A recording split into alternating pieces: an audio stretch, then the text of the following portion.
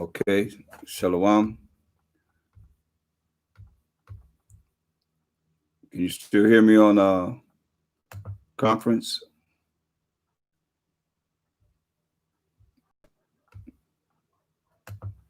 Klein. All right. So, I want to, like I say, we're dealing with a lot of footage on chicken, and that's a bird that we love to eat. And it was showing that in the Catholic Living Bible, it said a marsh hen, MARSH or MARCH, marsh hen. And it showed a chicken. You can look it up for yourself or go on YouTube. You can look it up, because you have those that debate that it's clean or it's not clean. But one thing for sure, in Isaiah 66:15, it says, "For behold, the Most High will come with fire." He's going to come with fire.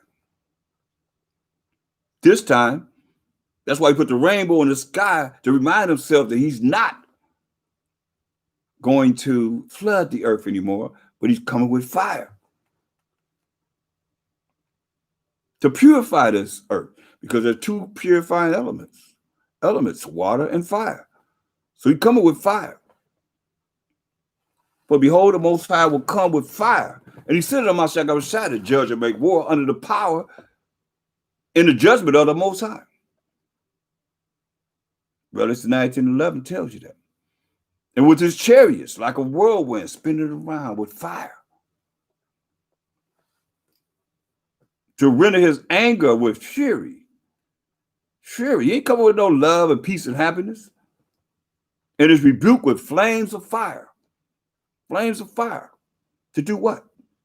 For by fire and by his sword will the Most High Mashiach plead with all flesh. And the slain of the Most High shall be many. You know? He's going to kill a lot of people when he comes. Because people have disrespected him enough. By the time he says it's time, rise. Mashiach Yahushai, Kroma Abanawa Yahweh, he gonna rise, Kroma Mashiach Yahushai, and when the Mashiach Yahushai rise, then he gonna come and judge and make war. And Israel gonna really rise. We gonna be Krom Yasharallah for real then. And we got a chance to be Krom Yasharallah forever and ever and ever. But many ways in scriptures he have showed us that some of us not going to make it because we're not going to change. We're not going to be born again. We're going to still be Edomites. You're going to still be a goat. You still going to have the mindset of the enemies that we were sold to. That's not going to show you what's right. Not show you all this because they know that we went into captivity for our transgressions. So you think they're going to show you what's right? Look, we in the feast of dedication. And what did the nations do when we got our temple back? They got mad as ever and started to kill us wherever lands we were in as the Israelites. Put us to death for us just being able to call on the Most High. And here we are now. We have that opportunity. We have that opportunity to call on the Most High. Come back to his laws. Fear the Most High. And not count ourselves as one of the righteous. Don't put yourself in the kingdom. If you do, then tell me what number you are at 144,000, brothers. What tribe what gate you going into? Is it on the north, the south, the east, or the west? Forever, never, never. What's your seat on the chariots when they come to get us? You got all that figured out? You don't. That's why you want to be marvelous in the eyes of the Most High. You got to humble yourself. That means you not being prideful at all. That don't take away from your confidence, but that pride is hateful before man and the Most High. And you might be too prideful to even follow this. It might be worth you dying and being burned by this fire we're talking about than changing, becoming a new creature. It's all about change, but change for the better in the eyes of the Most High, in the eyes of the angels that's recording everything in the books. So when the books is open, oh, he changed right there. We don't know. We know in part, prophesying part. So it's okay. It's okay. We can repent. That's why he gave us the opportunity to repent.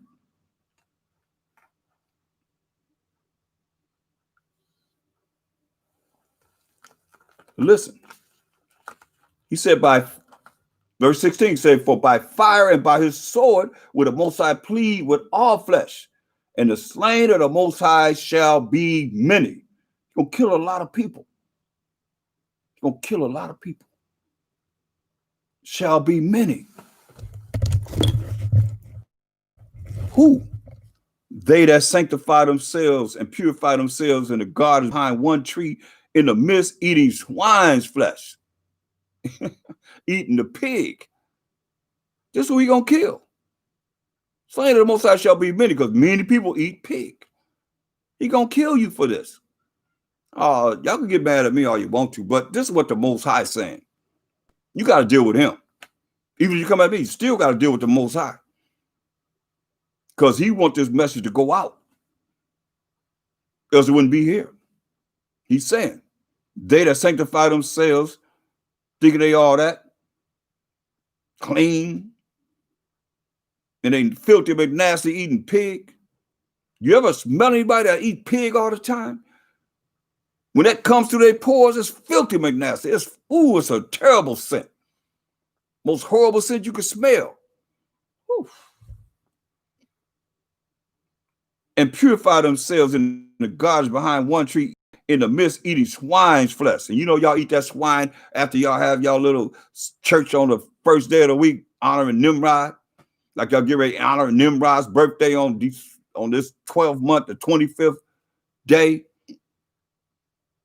Y'all have y'all little service and y'all go in there and y'all eat swine, pig, all in your greens and your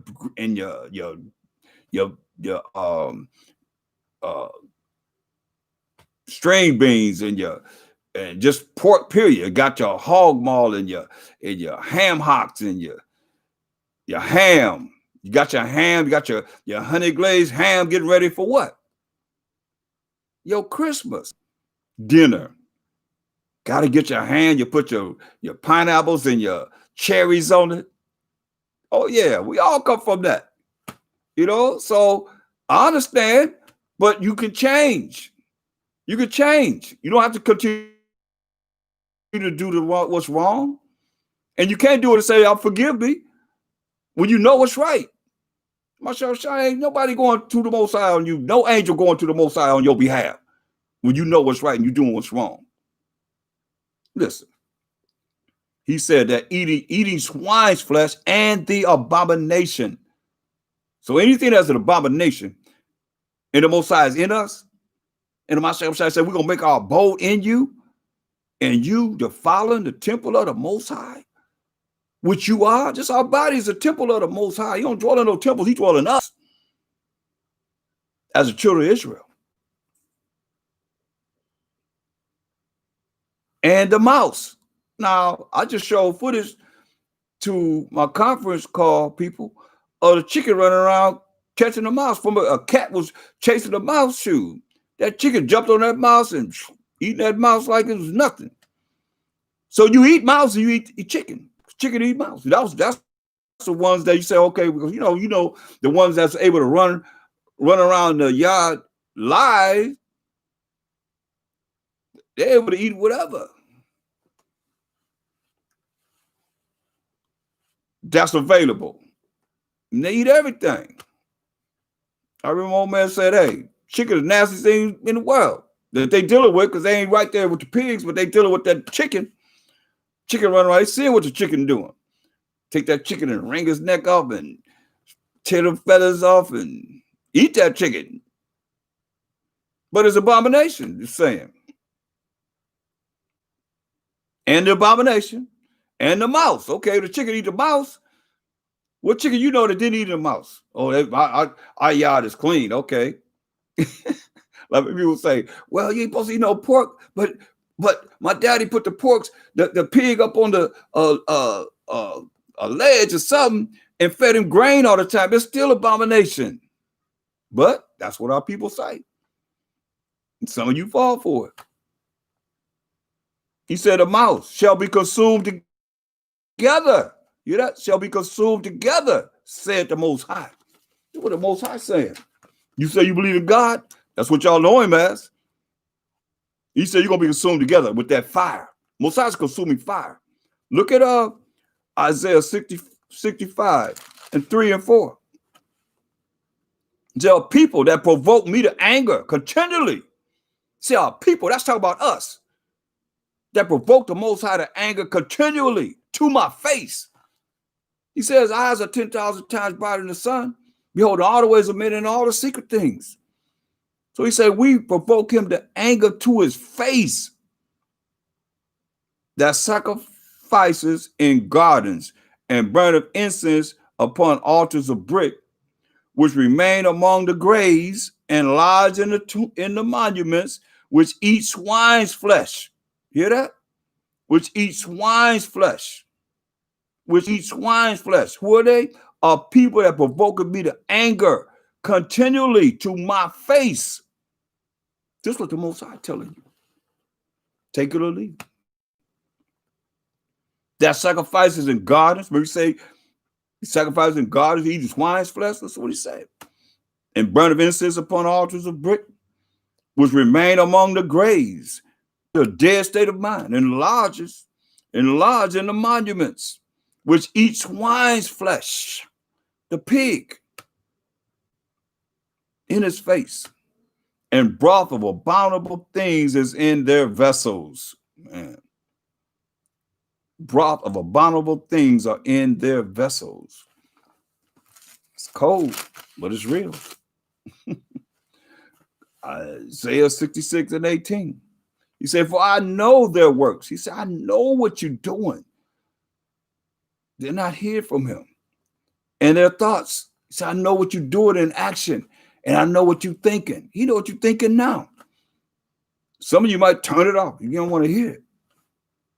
Because it cuts you to the marrow of the bone. Look. Hebrews 4 and 12. Hebrews 4 and 12. I don't want to just say something and don't back it up. Hebrews 4 and 12. For the word of the Most High is quick and powerful and sharper than any two-edged sword. Two-edged sword, I mean, you got sharp on this side, sharp on the other side. Two-edged sword. Piercing even to the dividing asunder of soul and spirit, and the joints and marrow. That's the marrow of your bone.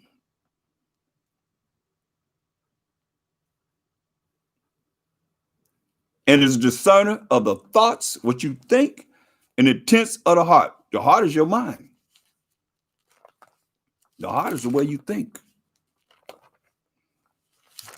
Because y'all be, I don't know what it is that y'all been programmed that, you know, because you're taught to follow your heart. Your heart just beats blood to your vessels. But this is the heart. Mark 7:21 defines the heart. For from within, out of the heart of men, proceedeth evil thoughts. You see? Your thoughts, your conscience, the mind, the thoughts that your brain bring about. That's what he's talking about. That's the heart. The way you think. The Most High knows. He knows. Going back to Isaiah 66.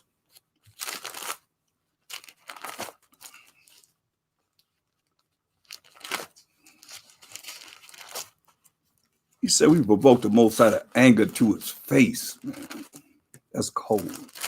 That's cold-blooded. He said, In verse 18, for I know their works. He know what you're doing, and their thoughts. He know what you're thinking.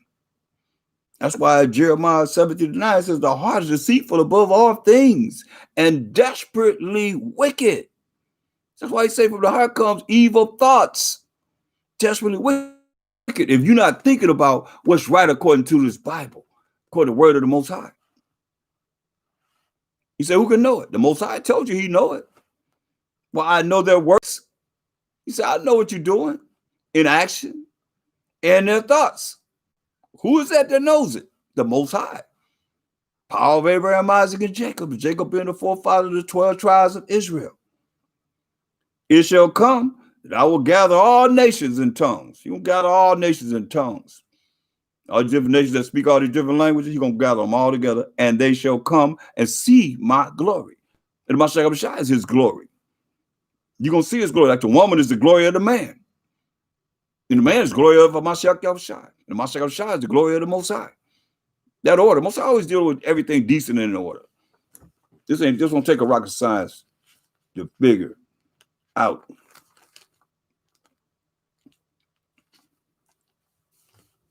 But it's about where you at, where we at. Some things are a hard pill to swallow. But we got to swallow it. We got to eat it up.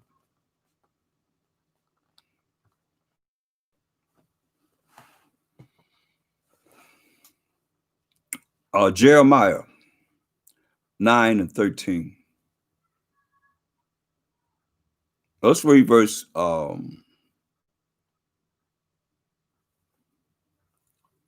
Jeremiah, the 9th chapter and the 8th verse. It said their tongue, the words that they speak is as an open arrow shot out. Cold, hard-hearted.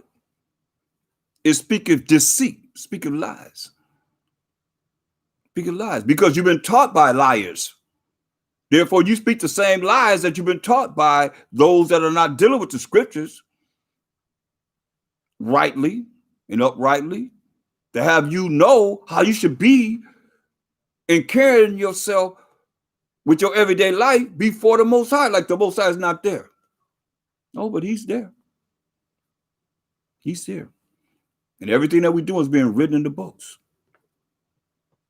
One speaketh peaceably to his neighbor with his mouth, but in heart he layeth his weight. Speaketh peaceably to his neighbor. You think a brother's all cool with you. Friend is a friend at all times. But in his heart, in his mind, he lay up his weight.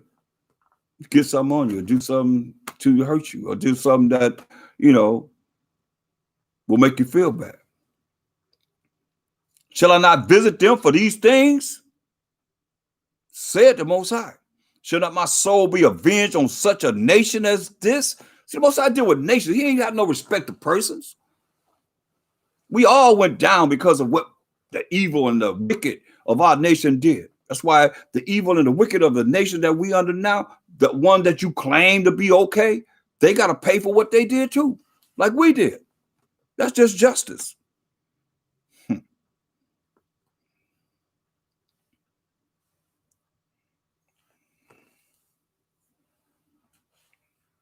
Verse 12, it says, who is the wise man? Who is it that's going to take this wisdom and apply this knowledge in their life?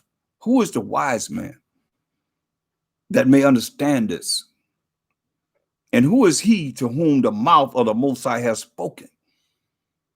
Who is it that the mouth of the Most High has spoken to, that he may declare it? And the only way you're going to declare what the Most High says is by this word, period. You listen to people say, oh, the Most High told me this, the Most High told me that, the Most High told me that. You believe that if you want to. How are you going to justify that? By what you know that these scriptures are saying, that our ancestors them brought forth through the power spirit of the Most High, I might say, that's written in this book, the Bible. That's how we're going to judge everything, according to what's written, as it is written. So if it's contrary to what's written and they saying things that they just the way it is, then you know you can't go with that. Say about no feelings and emotions and all that. It's about doing what's right, or you're gonna be cast into the lake of fire, like he just said. That part was just about the dietary laws that I just showed you. How important it is. He said, who is the wise man that may understand this? And who is he to whom the mouth of the Most High has spoken, that he may declare it? For what the land perishes and is burned up like a wilderness that none passes through. You're gonna let the land perish, burn up, that nobody passes through. And the land of Israel is desolate from the north to the south, the east to the west. They got little provinces here, there, whatever, but that land that they claim to be Israel is desolate, man. It's a lot of land. There's just nothing there. Like the Most High said he was going to do. This is what he said. And the Most High said, because they have forsaken my law. But the churches teach you ain't under the law, but you want the mercy and grace. You're a Gentile, you've been grafted in, but you don't know who you've been grafted in among. And you got to be filled with the Holy Ghost and speak in tongues. And they go into Acts the 2nd chapter, when Acts the 2nd chapter, the 5th verse says, it was Jews that came to Jerusalem. Israelites that came to Jerusalem, because that's our holy convocation of ingathering, Feast of Weeks, the day of Pentecost, because it's 50 days after the Passover. So are they following this? No. You're just taking the Bible and using verses to try and come up with your doctrine. You're not even observing the Feast of Weeks, the Feast of Ingathering, because you don't claim to be Israelite. You're a Gentile. As you claim, but you could be Israelites. All Israel not of Israel. But if you are, you got leaders that cause you to err. Telling you ain't no light. You hear what he said? And the Most High said, because they have forsaken my law, which I set before them. You hear that?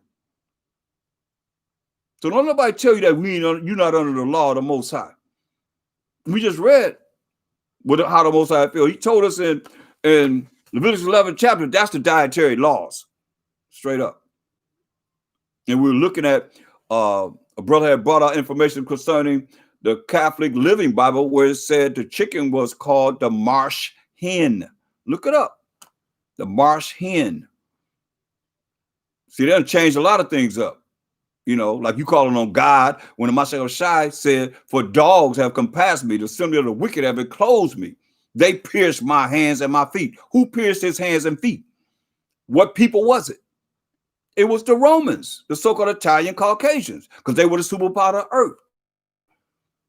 And wicked Israelites, they gave them over to the Romans after they done beat them down. A black man, a so-called black man, because he was an Israelite of the tribe of Judah, Jeremiah 7:14. For there's evidence of fact that our power sprang out of Judah, Jacob's fourth-born son, our forefather Jacob's fourth-born son. So here we are now looking at our plight and what we're dealing with in trying to get it right. And you got to change. You have to change. Well, that's what we're doing. To be born again is to change. You can't go to your mother's womb again. That's why when he was dealing with Nicodemus, two brothers from the tribe of Judah talking in John the 3rd chapter, y'all going to look at John 3:16, and you all the way off, and you ain't got to go no further, but for God. Who is he? The power of Abraham, power of Isaac, the power of Jacob. He said, "This is my name forever, and I'm immortal all generation." Read it for yourself. Exodus 3:15 and 16, Matthew 22:32, Acts 3:13, and other places. He the power of Abraham, the power of Isaac, the power of Jacob. That's him. And Jacob is the forefather of the 12 tribes of Israel. So where you going from there? He not even your power. Y'all think he's dealing with you. He ain't dealing with you. If you have another nation outside of the 12 tribes of Israel, he told it Amos 3:1 and 2. He said, you only have I known of all the families of the earth. Therefore, I will punish you for all your iniquity to the 12 tribes of Israel. Period. That's it. Hear this word that the Most High has spoken to all Israel, the Israelites. This is our book. Can't nobody disprove this. Gentiles trying to come in. Yeah, y'all look at the New Testament. It was against the law. We were put to death to call ourselves an Israelite. 2 Maccabees 6:6 says it. But see, you don't know the word. Our people don't know enough of the word because you don't read. They took the reading away from us. It was against the law to teach us to read. And we've been reading for so many years. We don't like to read. They put that in our spirit. That's why the Most High said, and the Most High said, because they have forsaken my law, which I said before them. Don't nobody tell you you're not under the law. And have not obeyed my voice, neither walk therein. He just told you, man. You're going to get all of them that eat the swine and the abomination and the mouse. And so I showed you pictures, those are on my conference call, of that chicken running around with that mouse. The cat was chasing the mouse, and the chicken went in front of the cat, got the mouse, and eating the mouse. Chicken. Oh, I know it's going to hurt some of y'all. Y'all just going to really hate me for bringing it out, but you got to deal with the Most High. This is what he say. But have walked after the imagination of their own heart. Hear that? Walk after the imagination of your own mind. The way you think. Can't nobody tell me nothing. I don't want to hear that. I've been eating chicken all my life. Like people say, I've been eating pork all my life. Then you end up with high blood pressure, no pressure, high cholesterol. You get old. You all bent out of shape. You can't do nothing. You can't hardly move. You can't hardly think. You can't hardly breathe. And some of you young people are going to be that way. Because the mercy and grace is lifted up. It's going to be lifted up off this earth. Most High going to pull it back, say who's with me and who's not. Now you got to make that choice. That's why he said, but have walked after the imaginations of their own heart and after Balaam, which their fathers taught them. You hear that? So our forefathers taught us to go to church. Our parents, they go to church on the wrong day, on the first day of the week, when the Most High said, my Sabbath day is the seventh day of the week. Look at the calendar. I mean, it's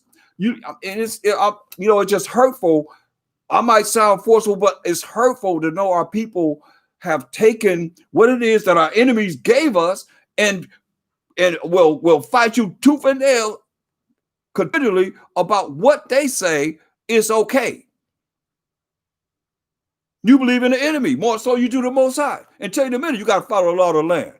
They got pork to other white meat, red lobster. You see? And here you are thinking that in your wildest dreams, you're going to follow I just told you. Jeremiah 9 says, the heart is deceitful above all things and desperately wicked. I showed you the heart is the mind in Mark 7:21. The way you think, say, out of the heart comes evil thoughts. So now, Ecclesiastes 3:24. In the Apocrypha, Ecclesiastes 3:24. Ecclesiastes 3:24. You hear what he's saying here. He said, but have walked after the imaginations of their own heart. That's your own mind, the way you think.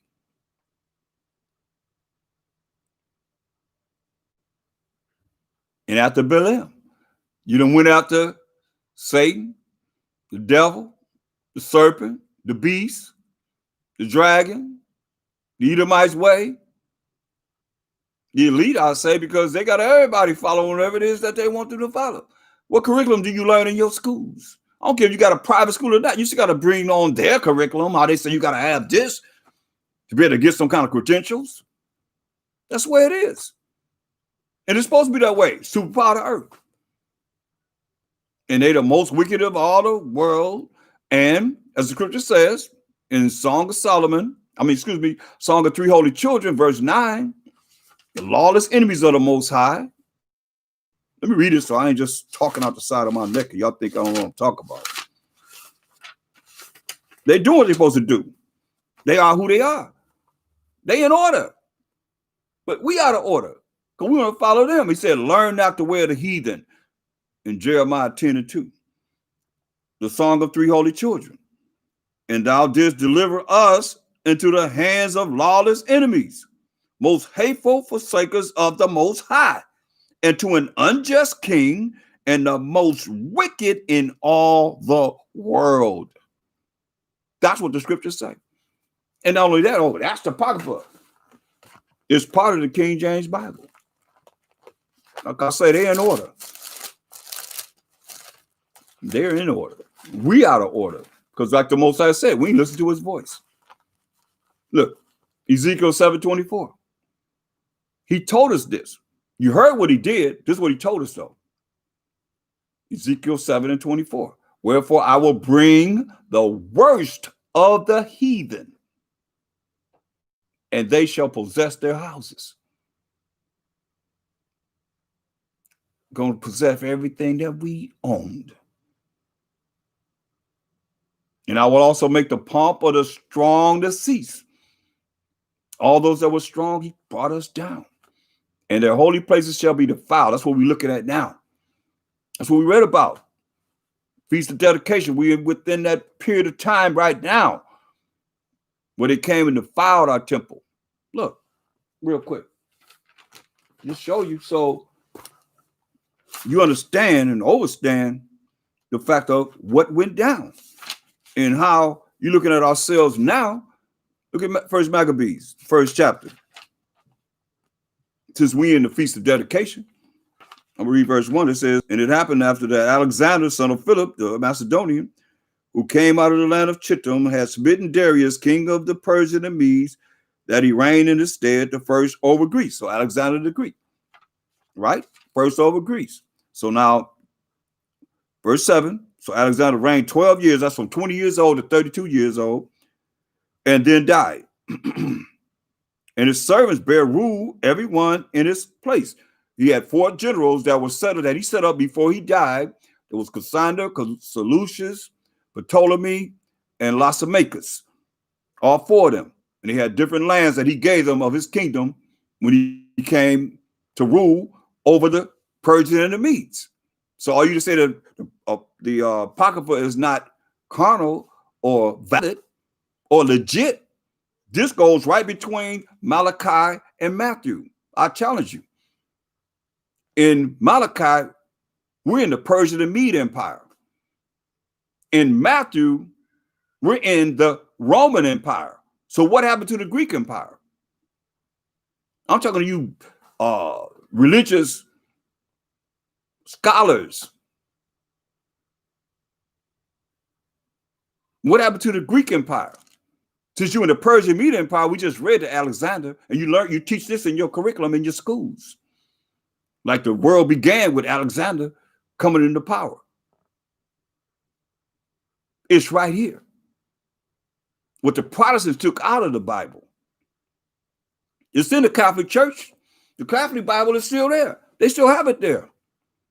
That's why he went to the Catholic Living Bible, the Living Bible, and it said, marsh hen. Because all these religions stem from the Catholic Church and the Catholic religion and so forth. All religions, all of them. But it said marsh hen. You look up marsh hen, M-A-R-S-H, hen, that's that chicken that's walking on all 4. It says Leviticus 11 and 20. They're abominable, unclean to us. I didn't know. But we got to make that change. Listen. So Alexander reigned, verse 7. So Alexander reigned 12 years from 20 years old to 32 years old and then died. And his servants, his 4 generals, bear rule everyone in his place. And after his death, they all put crowns upon themselves, so that their sons after them many years. So he set up these 4 generals. After they died, they set up their sons, and they ruled after them too. Listen to what it says, though. And evils were multiplied in the earth. Not under Alexander the Greek, but under the 4 generals that he set up, especially this one. Listen. And there came out of them a wicked root, Antiochus, surname Epiphanes, Antiochus Epiphanes, son of Antiochus the king, who had been an hostage at Rome, and he reigned in the 139th and 7th year of the kingdom of the Greeks, the first kingdom of the so-called white man. Listen, in those days went there out of Israel amongst us, the Israelites, in Israel, the land of Israel, wicked men. Hear that? Wicked men who persuaded many, saying, let us go and make a covenant with the heathen that are round about us, for since we departed from them, we have had much sorrow. You see? So the Most High told us in Jeremiah 10:2, what did he say? Learn not the way of the heathen, right? He said, don't learn the way of the heathen. But that's what we done. That's why he said what? Going back to Jeremiah 9:14. But have walked after the imaginations of their own heart, own mind. So you see what Ecclesiasticus 3:24 says.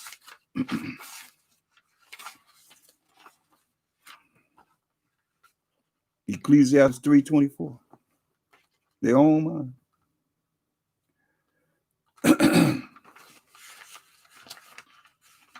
So you understand, the Most High said, all you need is me. That's why he said, learn not the way of the heathen. Don't learn the way of these other nations. But we wanted to learn the way of the other nation over the Most High until this day. That's why he said, Ecclesiastes 3:24. For many are deceived by their own vain opinion, worthless thoughts, worthless thinking. Listen, and an evil suspicion hath overthrown their judgment. You allow the devil, Satan, the serpent, the beast, the dragon, the way of the system that's run by the elite of the Edomites, overrule righteousness, that you allow evil to come in and make the evil judgment in the eyes of the Most High. That's why he told us, look, hold that in Jeremiah 9. We're going to go we're right to it. Proverbs, the 3rd chapter. He said, verse 1, he said, my son, forget not my law. But somebody told you you're not under the Most High's law. But you're under mercy and grace. You've been grafted in. You're a Gentile. Mercy and grace only came to the Israelites, period.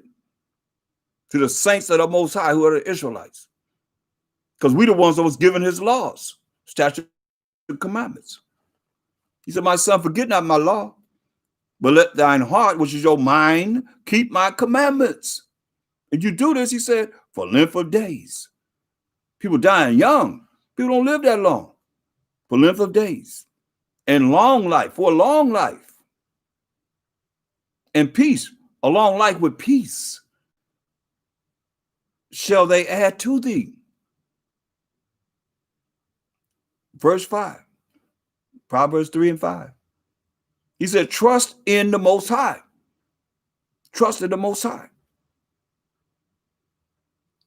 With all thine heart, with all your mind. The only way you'll trust in the Most High is to have faith in the Most High, is to know what his word says and go by his word for whatever it is you're thinking.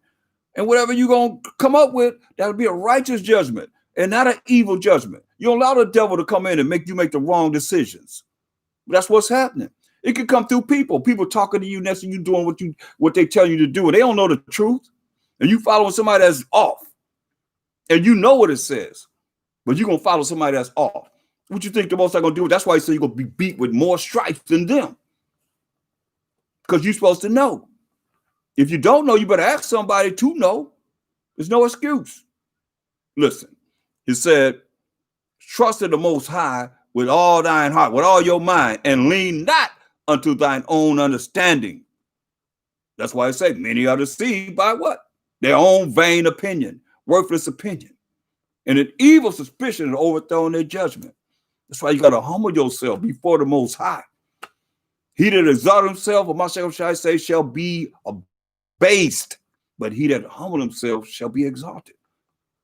Ain't no pride, Most High. Pride is hateful before man and the Most High. Going back to Jeremiah 9, verse 14. But have walked after the imaginations of their own heart, the imaginations of their own mind. And after Baalim, after the devil, Satan, serpent, the beast, the dragon, the system that we in now, the Edomites. I mean, the Edomites the one that killed him. That was shot. Y'all realize that? Nah, y'all don't even think about it. No. Y'all don't even think about who really killed him. Who killed us? Who they killed? They crucified all the apostles, all of them. I know Peter and Paul was hung upside down. They hung them upside down. They pierced them, killed them. They hung them on the trees. Myself was hung on the tree, not no cross. That's what it says. They hung him on the tree, but y'all got him on the cross. That cross is the affliction that we got to suffer, that he went through for us, wicked us, wretched us, sinful us, Israelites that think you so righteous. But I ask you, what's your number of the 144,000 brothers? What gate you going through? What tribe are you that's going through the north or the south or the east or the west gate? Mosiah said, dare not make thyself one of the number. He said, a righteous scarcely gonna be saved. That's humbling to me. He said, fear the Most High, be afraid, be scared of him. He's a consuming fire. That's what he said he gonna do.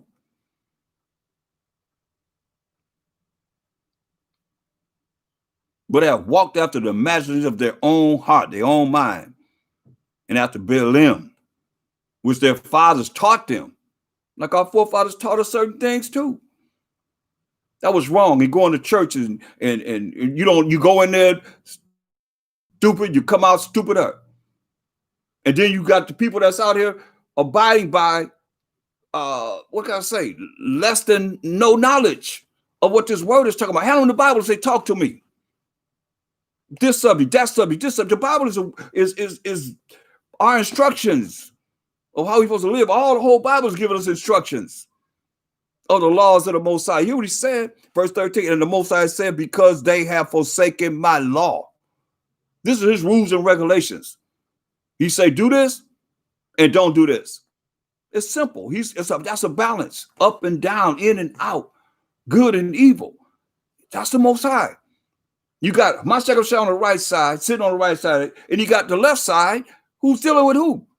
The evil. The Most High is righteous, completely righteous. But when you make, like I said, for many are deceived by their own vain opinion and an evil suspicion, that evil is the devil and Satan. When you allow them to come in to bring that judgment, you draw evil to you. Oh, you call Satan, be like, oh, you called me, they called me, I got to go over here and see what they want.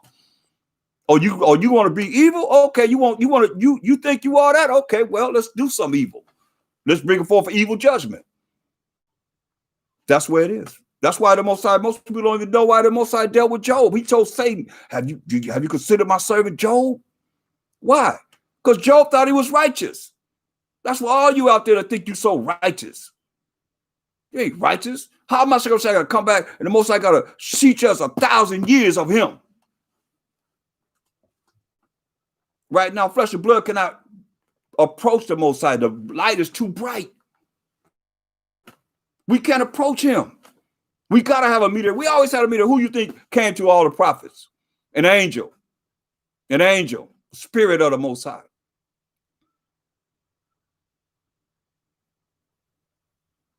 You got to understand.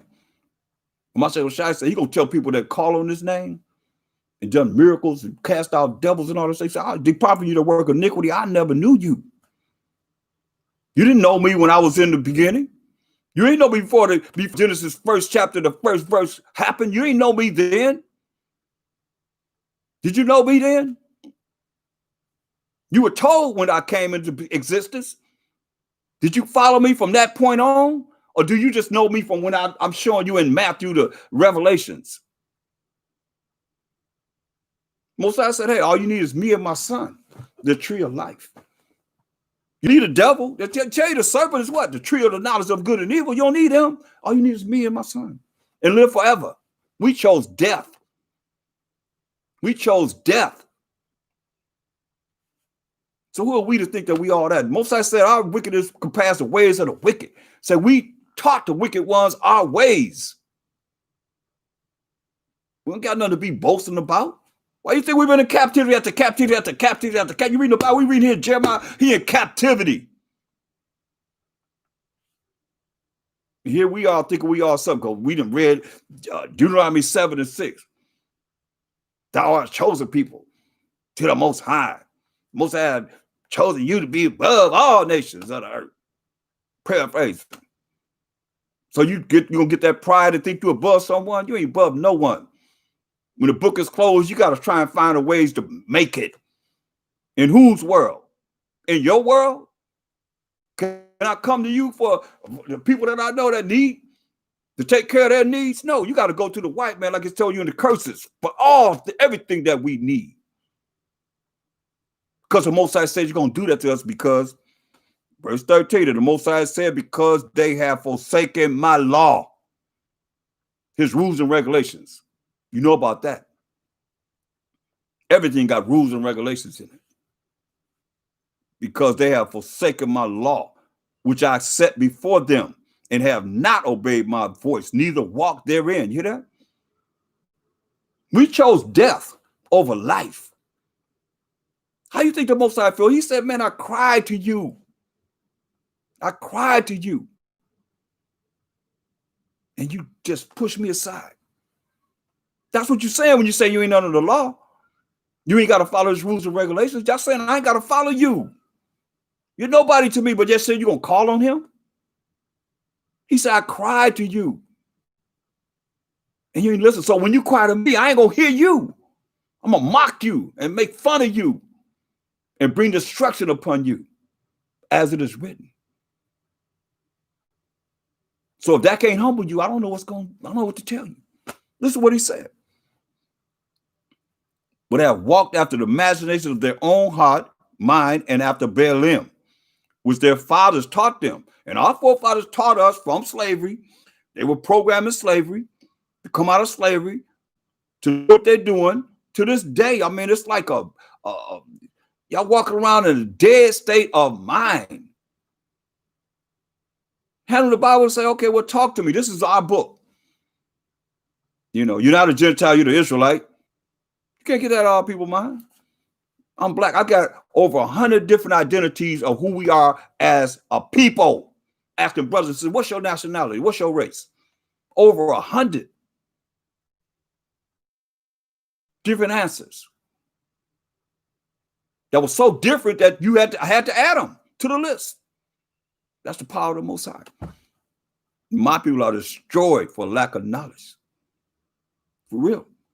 He said, therefore thus said the Most High power of hosts, armies, the power of Israel. Behold, I will feed them, even this people with wormwood, and give them water of gall to drink. I will scatter them also among the heathen, whom neither they nor their fathers have known.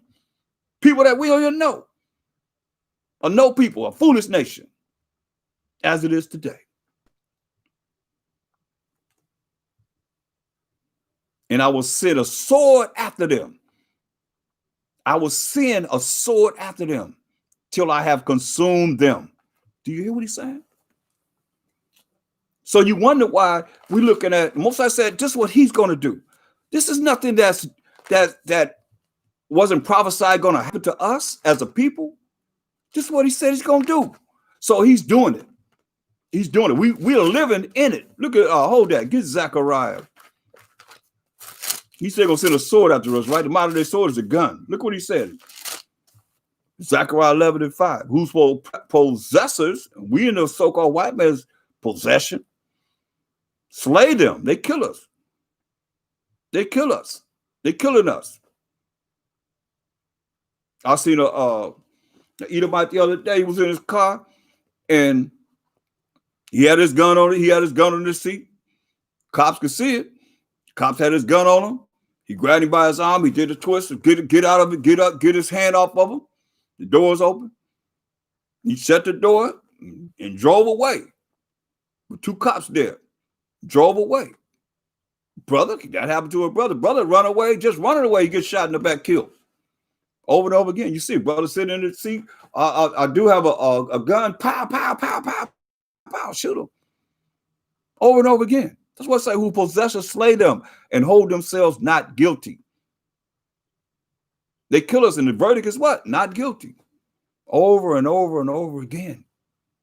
So the Most High said he's going to send a sword after us, but not following him.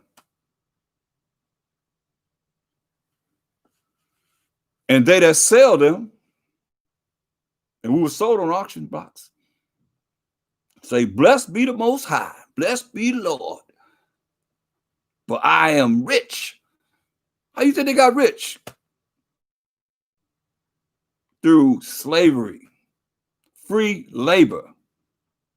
Free labor. They had to pay us nothing.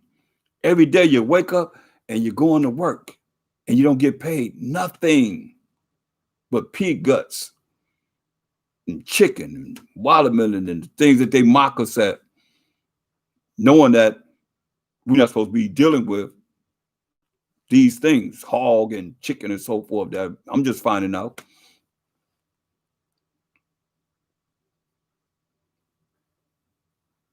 Blessed be the Lord, for I am rich, and their own shepherds, their own leaders, preachers, ministers, pity them not.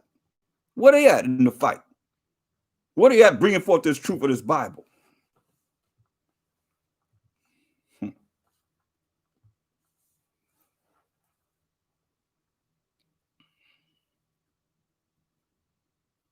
Sad, man.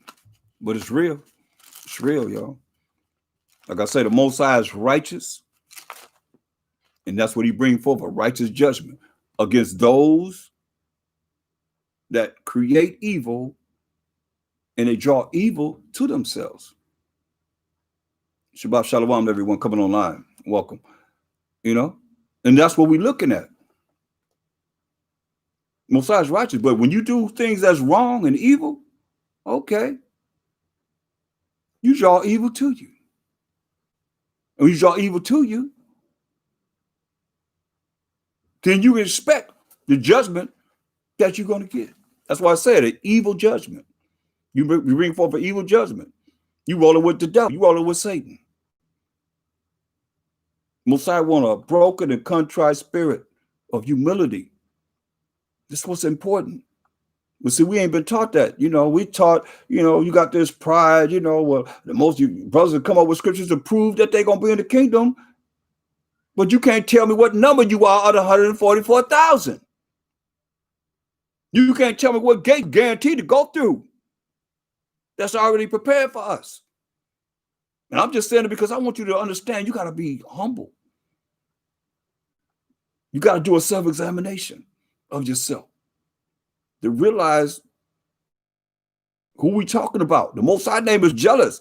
You can get so uppity that this ain't about Israel. The Most High said, he told Moses what? So much as it is the Most High, I'm saying. He told Moses what? I'll make a nation out of you, Moses. Then John the Baptist came on the earth. He said, hey, man, I'll raise up some stones to be my people. And he told us that his ways and thoughts are not our ways and thoughts. Who are we to think that we are that? In this day and time. They got a vaccine. They say we the first one need to take it. You better understand what's going on in the spirit. Because elite know. They know. We got next forever and ever and ever. That's why the only hope we have is the Most High. About some of myself those shots. For real, for real.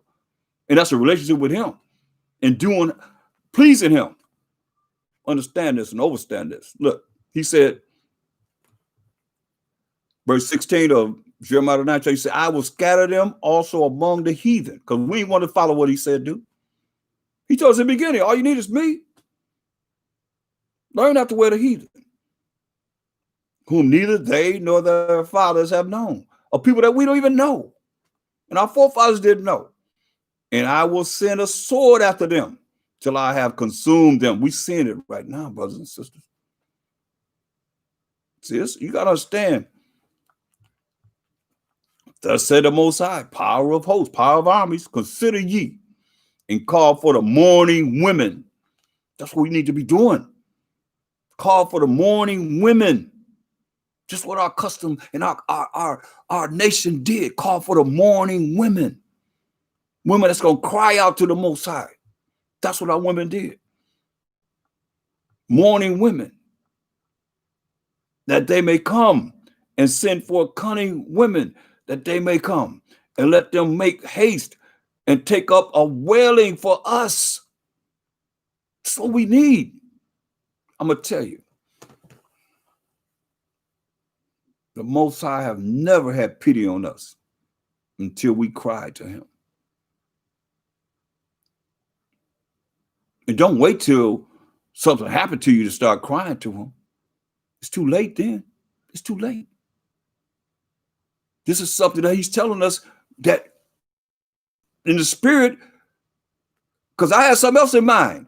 This is what he's saying to whoever can hear my voice, starting with me, to you.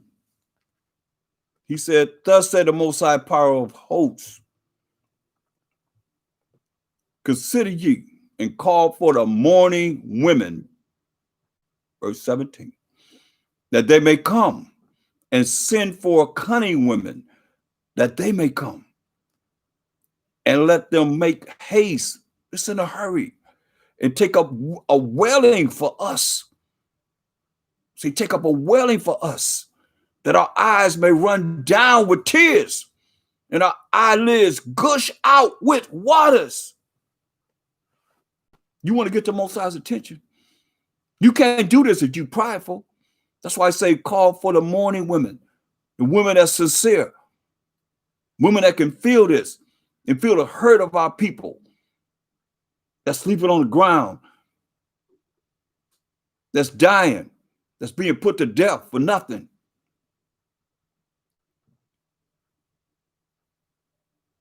That's knowing what's in store for us, what they plan for us. But this is the solution. This is the solution.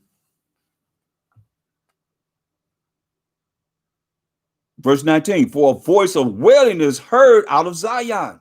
You hear that? We're Zion, the 12 tribes of Israel. How are we spoiled? How are we spoiled?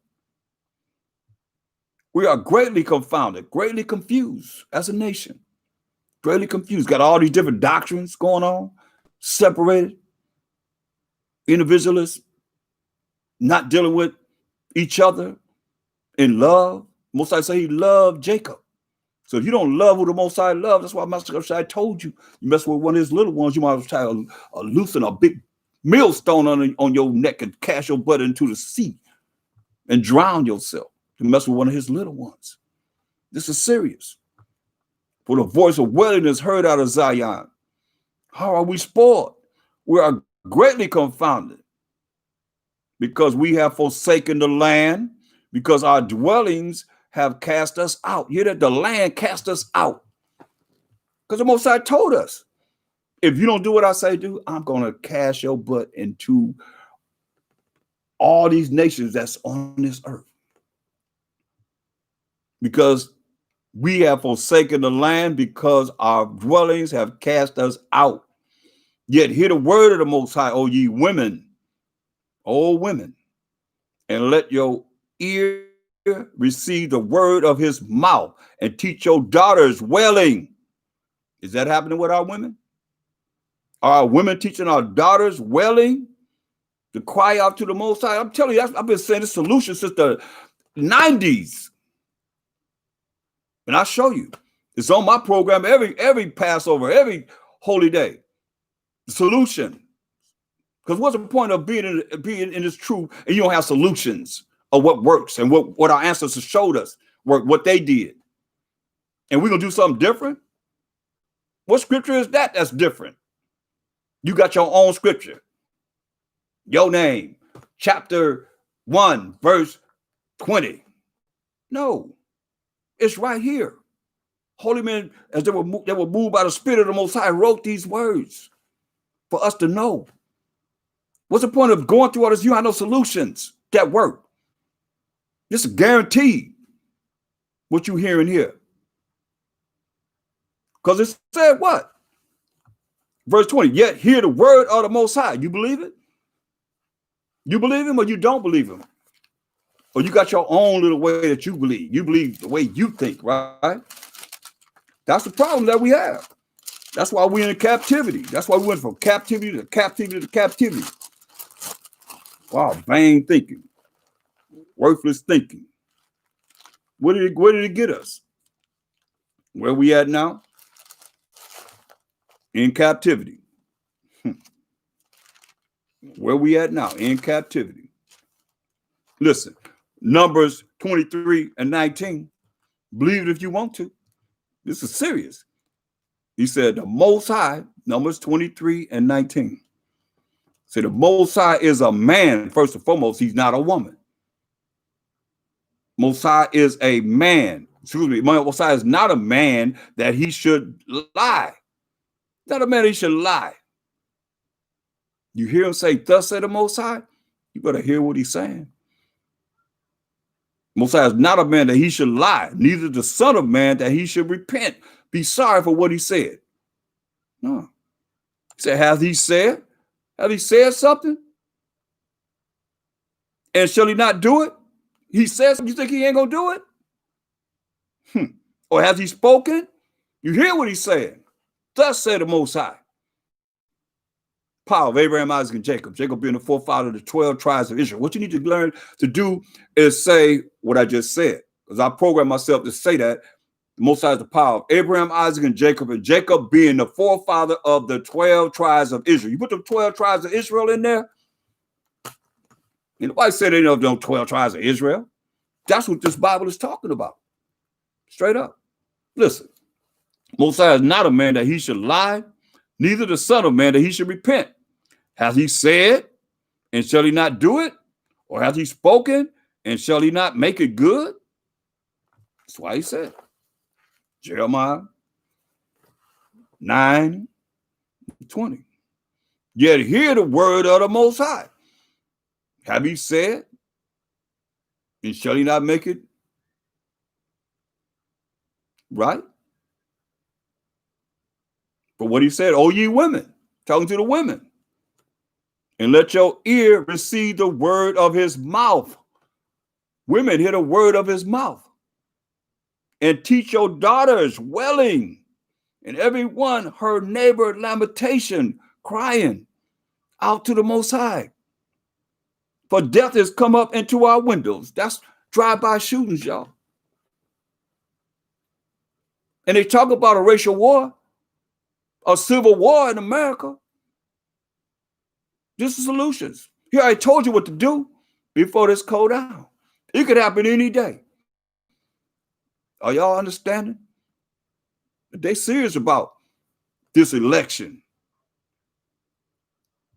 It could go down any day. They were told to stand by, right? It said, for death is coming up into our windows.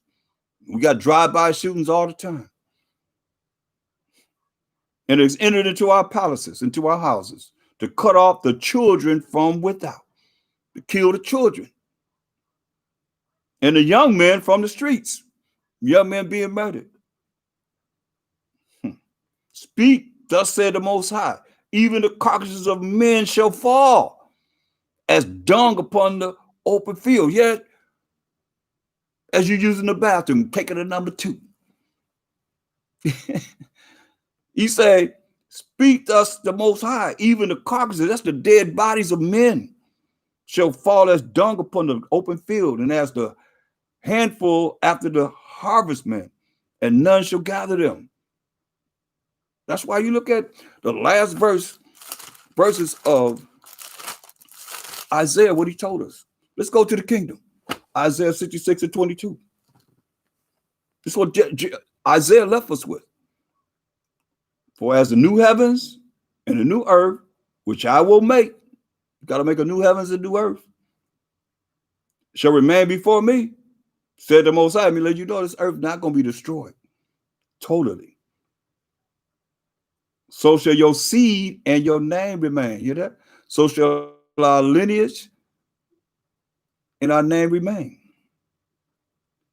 And it shall come to pass, this is in the kingdom, that from one new moon to another, so we're supposed to be honoring the new moon, day after every 30 days, it's a new moon. And it shall come to pass in the kingdom that from one new moon to another, and from one Sabbath to another, So we'll be honoring the Most High Sabbath every week. Shall all flesh come to worship before me, said the Most High. And they shall go forth and look upon the carcasses of the men that have transgressed against me, that have broken Most High's laws. We're going to have a great time, coming together, partying and feasting together and all that. Then here we go. So what is just the last thing he left us with? And they shall go forth and look upon the carcasses. That's the dead bodies of the men that have transgressed against me. But their worms shall not die. Hear that? Their worms shall not die. Neither shall their fire be quenched. That's what you got to work so that this is not you. Neither shall their fire be quenched. I mean, you're going to be burning up continually. And the fire's never going to be quenched. And the worms never going to die. The worms eat you up and the fire's burning you up continually. And they shall be an abhorrent unto all flesh. We're going to hate seeing this, but you know what's going to do? It's to remind us to be righteous, or we can be right over there with those that have transgressed against the Most High. See, that's the problem. We want to follow our own way, but our own way have already, that's why we read the Bible, we in captivity all the time. Where we at? We in captivity. That's why I go to Ezekiel 22 and 20. People don't fear the Most High. They ain't afraid or scared of the Most High. You think that the Most High is all love, like he is love. He love to do this too, and he gonna do this to all you that don't want to follow his laws, statutes, commandments. Ezekiel 22 and 20. As they gather silver, and you want to be all prideful and think you all that. Mashiach Shai said, he that exalted himself shall be abased. You're gonna be brought down. But he that humbled himself shall be exalted. That's clear. Pride is hateful before man and the Most High. And that's when you turn away from the Most High, because your pride, you think you all that, you better than the Most High. That's why he say, go do this to all you out there that's prideful. As they gather silver, this Ezekiel 22 and 20. As they gather silver and brass and iron and lead and tin into the midst of the furnace to blow the fire upon it, to melt it, so will I gather you in mine anger and in my fury, and I will leave you there and what? And melt you. Thus said the Most High. Say, yeah, I will gather you and blow upon you in the fire of my wrath, and ye shall be melted in the midst thereof. As silver is melted in the midst of the furnace, so shall ye be melted in the midst thereof. And you shall know, this is what he said. He leaves you with this. And you shall know that I, the Most High, have poured out my fury upon you. That's why he said, hey, you got to understand, people. This is serious, but it's not taken serious enough. Go to Proverbs, the first chapter, the 7th verse. Fear of the Most High is the beginning of knowledge. Fear of the Most High is the beginning of knowledge. But fools despise wisdom, and fools despise and instructions. Fools despise wisdom and instruction. You can't tell them nothing. That's why the Most High know you. He know the spirit of our people. It's all here in this book. It's all here. And we live in it right now. You can see people that follow suit right with what it's saying here in the word. Go to Proverbs 1:24. He said, because I have called. He said, I called, and you refused. This is what he said. I have stretched out my hand, and no man regarded. So he said he stretched out his hand, right? So how does he stretch out his hand? Through his word. I guess everybody have an explanation of through his word, but who is his hand?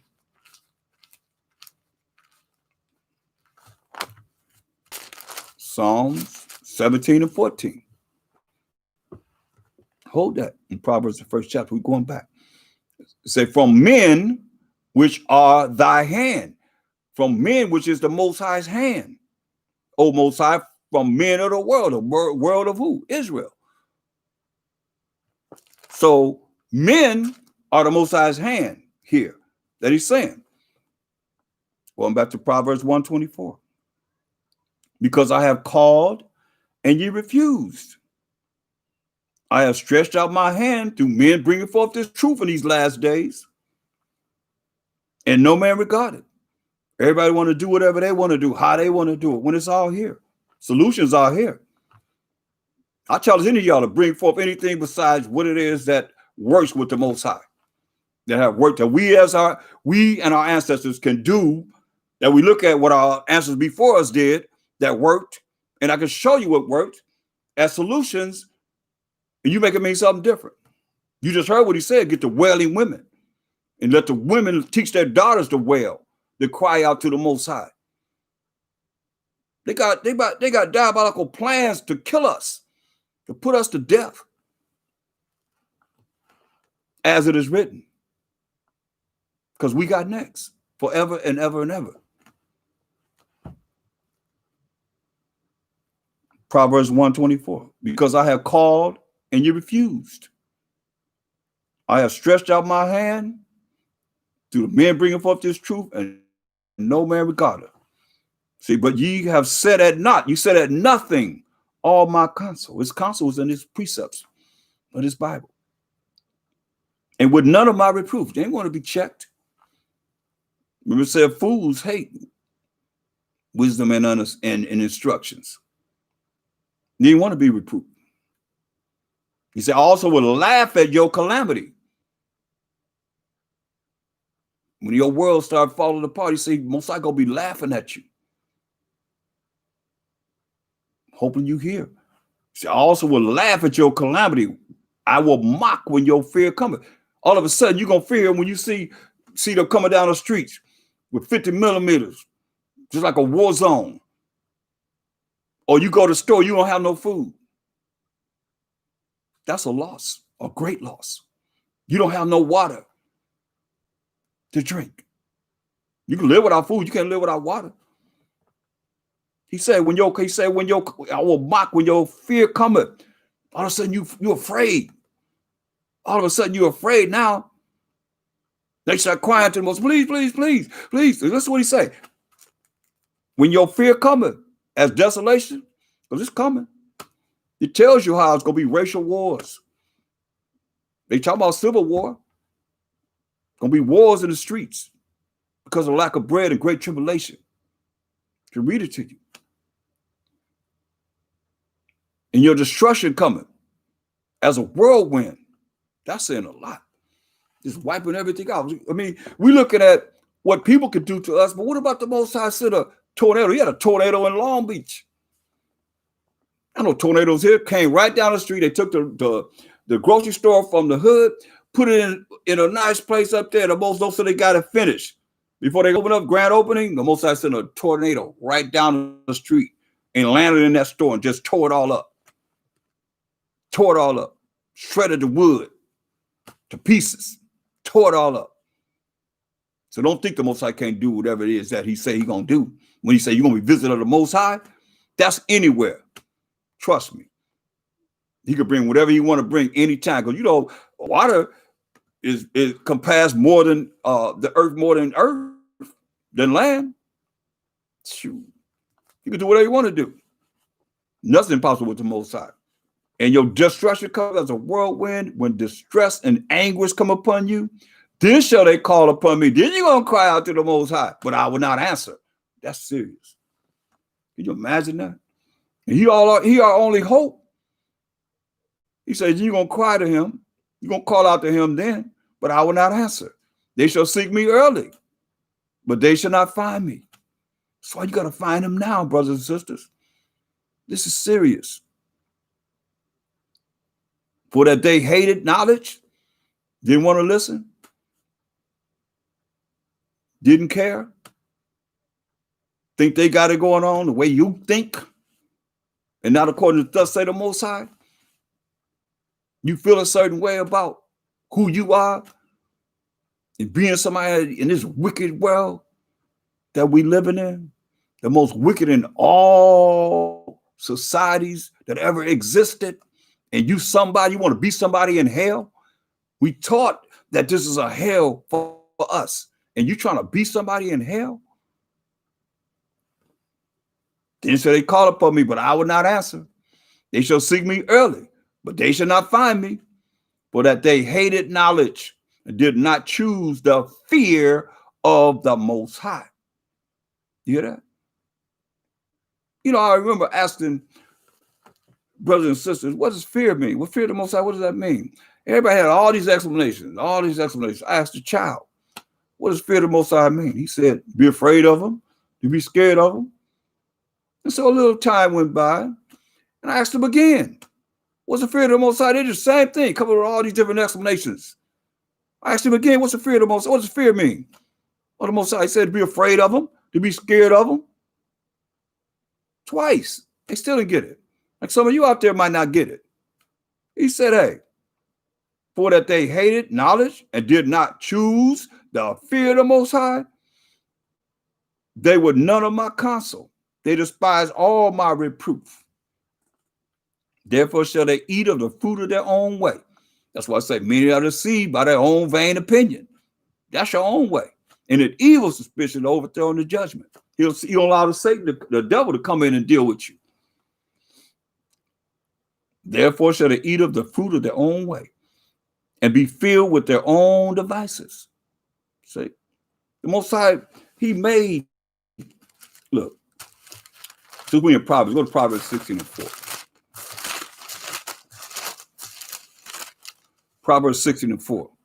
The Most High have made all things for himself. He made everything for himself. Yeah. Even the wicked for the day of evil, right? So last I read, Job 9:24 says, for the earth is given to the hand of the wicked. Earth is given to the hand of the wicked. He covered the faces of the judges thereof. If not, where and who is he? So I'm looking at this picture. There's only 5 people in this picture, but the world ain't never declared this. And I've been saying this since the 90s. I don't know why brothers ain't bringing this out. It's 5 people in this picture. And it says, Mashiach Shai said he covered the judge and make war, Revelation 19:11. He told the apostles they're going to sit on 12 thrones, judging the 12 tribes of Israel. But look at this picture. That man's name is Caesar Borgia, Pope Alexander VI of Rome, Rodrigo Borgia's son. That's his father right here, Rodrigo Borgia. Right there, and right there, and right there. Same man. Right there, right there, right there. So Caesar Borgia, here he is right here. Here he is. Let me look at it so I can make sure. It's kind of here he is right here. Here he is right here. Here he is right there, the old man, and here he is over here, right there. Here goes his brother right here. His brother right here. Right there, and right there. Here go his mother. His mother standing right there. His mother right, I can see that. His mother right here. That's a woman. And that's his sister right here. See? These are the things that, there's 5 people in this book. And this painting, I might say. But they have a book called, what's the name of that book? The Borgias by Sarah Bradford. And it shows that Maria Enriquez is the one that had Caesar Borgia put on the cross. And a lot of y'all walking around with a cross on your neck. Put him on the cross. Yeah, it's called the Borgias. You can look at Showtime and you go on YouTube and look up the Borgias, Borgias, and they call it the first crime family. It's only 5 people in that picture I just showed you. Why ain't everybody exposing that? That's why I say the Most High have made all things for himself. Yeah, even the wicked for the day of evil. And earlier we showed in First Maccabees 1:9, whereas when Alexander the Greek died at 32 years old, He set up his 4 generals, and evils were multiplied in the earth. When the Greeks came into power, you understand? And wicked Israelites went to the king for a license to sin. That's what we in the Feast of Dedication now. Understand this. Just like they got 4th of July, we have Feast of Dedication where we were able to take down our enemies and get our temple, build our temple back to glorify the Most High. So when you read the New Testament, understand this too. There is no New Testament. There is no writings of the New Testament as we have them compiled today. When the Mashiach Shai walked the earth, he only dealt with the law and the prophets. That's it. The law and the prophets. That's it. No more, no less. So when you see the Jew and the Gentile, the Jew to the Greek, and all that, that's talking to the Israelites. Why? Look. Real quick, go to 2nd Maccabees 6:6. And Maccabees, it should be positioned right after Malachi, because Malachi is in the Persian Mede Empire. Then you got that blank page, which should be the Greek Empire, which should be the Matthews, 1st and 2nd Maccabees, right after the blank on the blank page. Then you have Matthew. You're in the Roman Empire. So we're in the Greek Empire right here. So 2nd Maccabees 6:6, it says, this is under this wicked king Antiochus Epiphanes, Edomite. Neither was it lawful of the Seleucid dynasty. Neither was it lawful for a man to keep Sabbath days or ancient feasts, or to profess himself at all to be a Jew, to be an Israelite. So you see, that's why you see by the time the Romans in power, we had years and years, hundreds of years over a period of time that we were not calling ourselves Israelites. That's why you look up Hellenists. It says Greek-speaking Jews. That's us. Just like you American, you English-speaking Israelites, or you Spanish-speaking Israelites, or you Portuguese-speaking Israelites, or you whatever language you live in that country, scattered among them nations, being an Israelite, speaking that language. Or the conquerors, the oppressor that oppressed us and gave us his language and his name. Not only his language, but his name. We have that name on our back. Listen. And in the day of the king's birth, every month they were brought by bitter constraint to eat of the sacrifices, which was swine and all kind of nasty, filthy, nasty things, abominable things. Bitter constraint to eat of the sacrifices. And when the feast of Bacchus was kept, the Jews were compelled to go in procession to Bacchus carrying ivy. Moreover, there went out a decree to the neighbor cities of the heathen by the suggestion of Ptolemy. He was over the land of Egypt, one of Alexander's generals that he appointed to rule over his kingdom once he died. Against the Jews. Listen, this went out against the Jews, that they should observe the same fashions and be partakers of their sacrifices. And whoso would not conform themselves to the manners of the Gentiles should be put to death. Then might a man have seen the great misery. You see? But there were 2 women brought who had circumcised their children. They said, if you circumcise your children, you're going to be put to death. And they did this every 25th day of the month. So y'all get ready for y'all Christmas. Think about this. For there were 2 women brought who had circumcised their children, whom when they had openly led around about the city, the babes hanging at their breasts. You hear this? Their babies hanging on their breasts as they drug them around the city with their babies hanging on their breasts. They cast them down headlong from the wall. Once they drug them around the city with the babies hanging on their breasts, then they cast them headlong over the wall. And others that had run together into caves nearby to keep the Sabbath day secretly, it was against the law to keep the Sabbath day. Being discovered to Philip, were all burnt together. They burned us all up because they made a conscience to help themselves for the honor of the most sacred day. That's what we're dealing with. This is what they done and continue to do. That's why we have to come out of the way of the heathen, being Edomanized, being systematized, and come to our culture, who we are as a people, and serve the Most High in truth and righteousness. Proverbs 16:5. Everyone that is proud in heart, in your mind, is an abomination to the Most High. Read it again.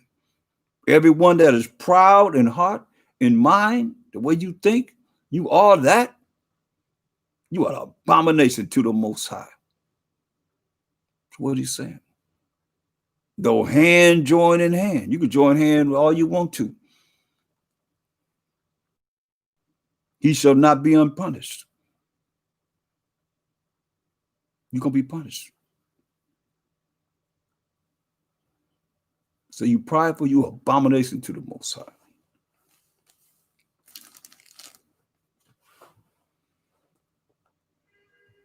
Listen, Proverbs 16:7.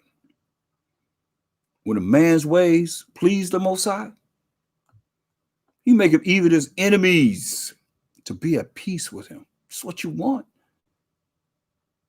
We want to be fulfilled in what the Most High says he's going to do for his 1/3 of the 12 tribes of Israel. We want to be part of that, but we can't claim to be it. Say, dare not make thyself one of the number. And say the righteous scarcely going to be saved. But we work toward it. But we don't just say, I'm not going to say that I'm one of them. That's not marvelous in the eyes of the Most High. I'm going to show you this.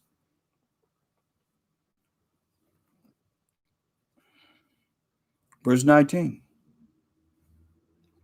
Better it is. It's the best way. Better it is to be of an humble spirit with the lowly, with those that are lowly,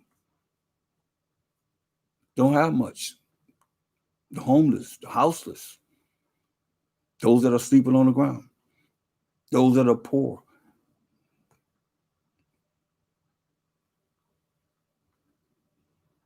Better it is to be of an humble spirit with the lowly than to divide the spoil with the proud.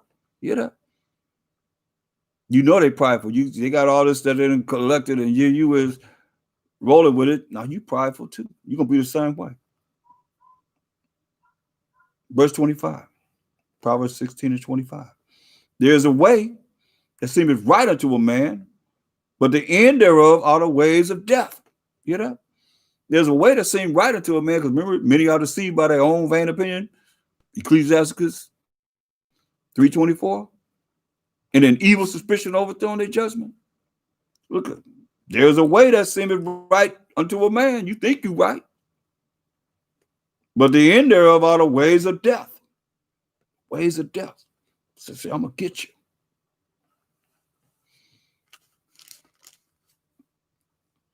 Believe this. Overstand this.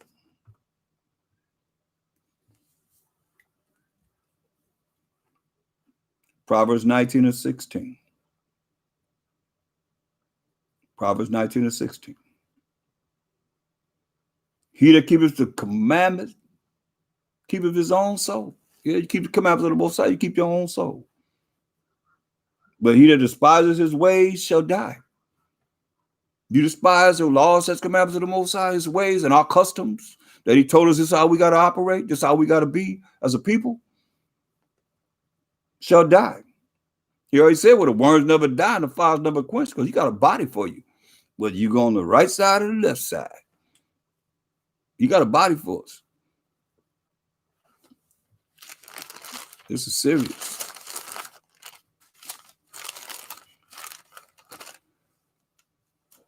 Look at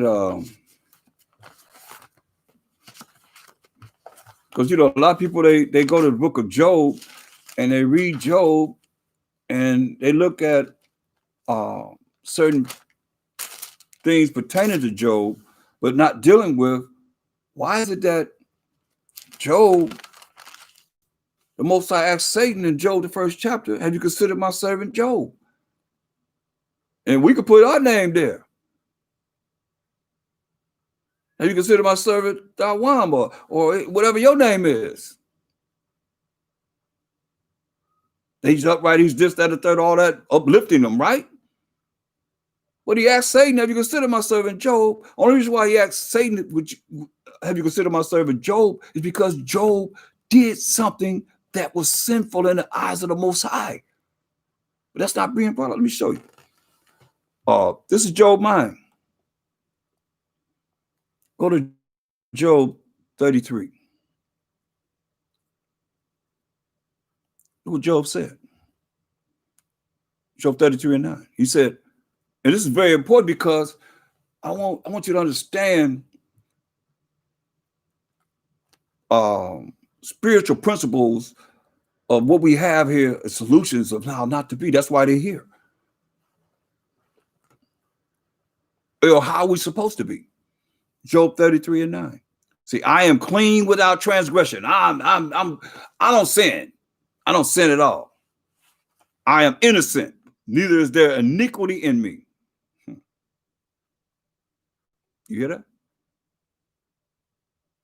That's how a lot of brothers probably feel. And sisters. I am clean without transgression. I don't do nothing wrong. Like you read about the story of myself, which I told about the Pharisee and the publican. The publican didn't want to hold his head up. He was look up to the sky to speak to the Most High. He said, I'm not like this publican. I'm this and I give this. I pay tithes. I do this. Just brag about everything he's doing to the Most, like the Most High don't know.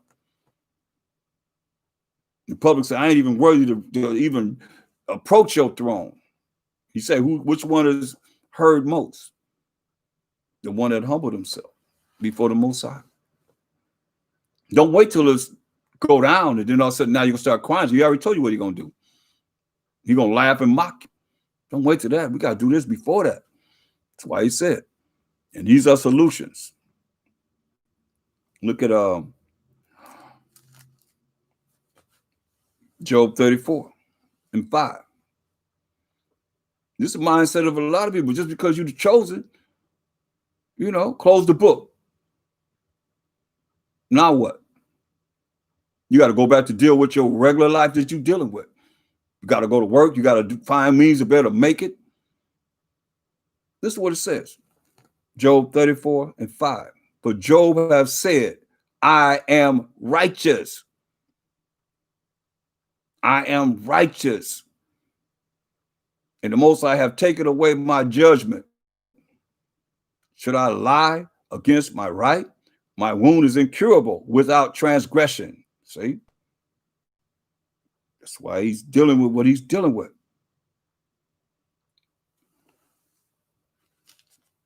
Look. You can't do that. You can't think that you're righteous. You can't think that you are. Look, let me show you. Get right to the point. Go to Second Ezra while we do have time and I have your attention. Second Ezra, the 7th chapter. This is very important. Understand, Ezra was given 204 books. 204 books. We only have 80 books. Moses was given what? The law. Then you had the prophets.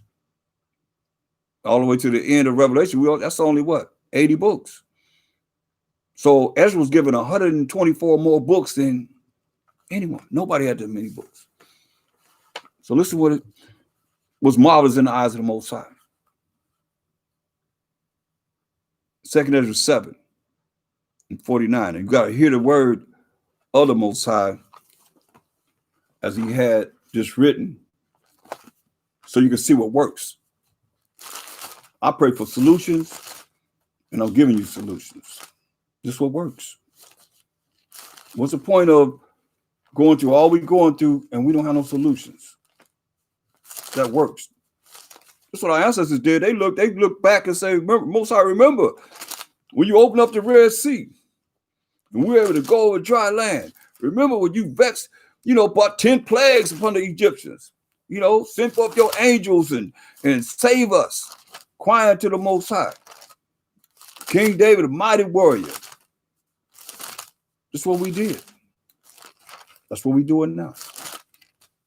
So we go into 2 Ezra 7 And there's something key here I want you to see that you might have read it and overlooked. But it's saying in 2 Ezra 7 and 49, it says, for what profit is it for us, unto us, we the Israelites, if there be promised us an immortal time? That means we're going to live forever. We got next forever and ever and ever. Whereas we, including himself, who is a righteous man, including we, have done the works that bring death. So underline that we, because I'm right there. We have done the works that bring death. Understand this and understand this. He said, and that there is promised us an everlasting hope. That means we're going to live forever. We got next forever and ever and ever, Yasharala. 1/3. Whereas ourselves, including himself, a righteous man, including, he said, whereas ourselves, being most wicked, are made vain. See? Hear the word of the Most High. Our ancestors left the solutions right here. And that there are laid up for us, the 12 tribes of Israel, dwellings of health and safety. What did he say next? Whereas we, including himself, you don't have to be righteous. Most High gave him more than he gave Moses, as far as the books that he gave him. But he's still saying, whereas we, including himself, have lived wickedly. Get righteous out of this. That he think he's all that out of this. And he's in hell like we in hell, only a different time period of hell. And that the glory of the Most High is kept to defend them which have led a weary life, as we live in now and going through. Whereas we, including himself, underline these we and ourselves. Whereas we, so you can see this, because you might come back and see it and forget all about this. Whereas we have walked in the most wicked ways of all, you see. And that there should be showed a paradise whose fruit endure forever. Hear that? A paradise whose fruit endure forever, wherein is security and medicine. Gonna be safe and sound and healthy. But what did he say? Since we, including himself, a righteous man, shall not enter into it. Remember, Job thought he was righteous. Thought he was righteous. And that shouldn't have happened to him. That's why the Most High sent Satan on him, because that was evil. You're going to find out. For we have walked in unpleasant places. See?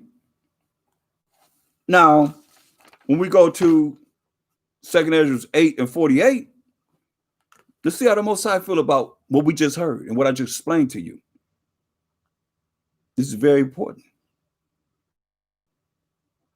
2 Ezra 8 and 48.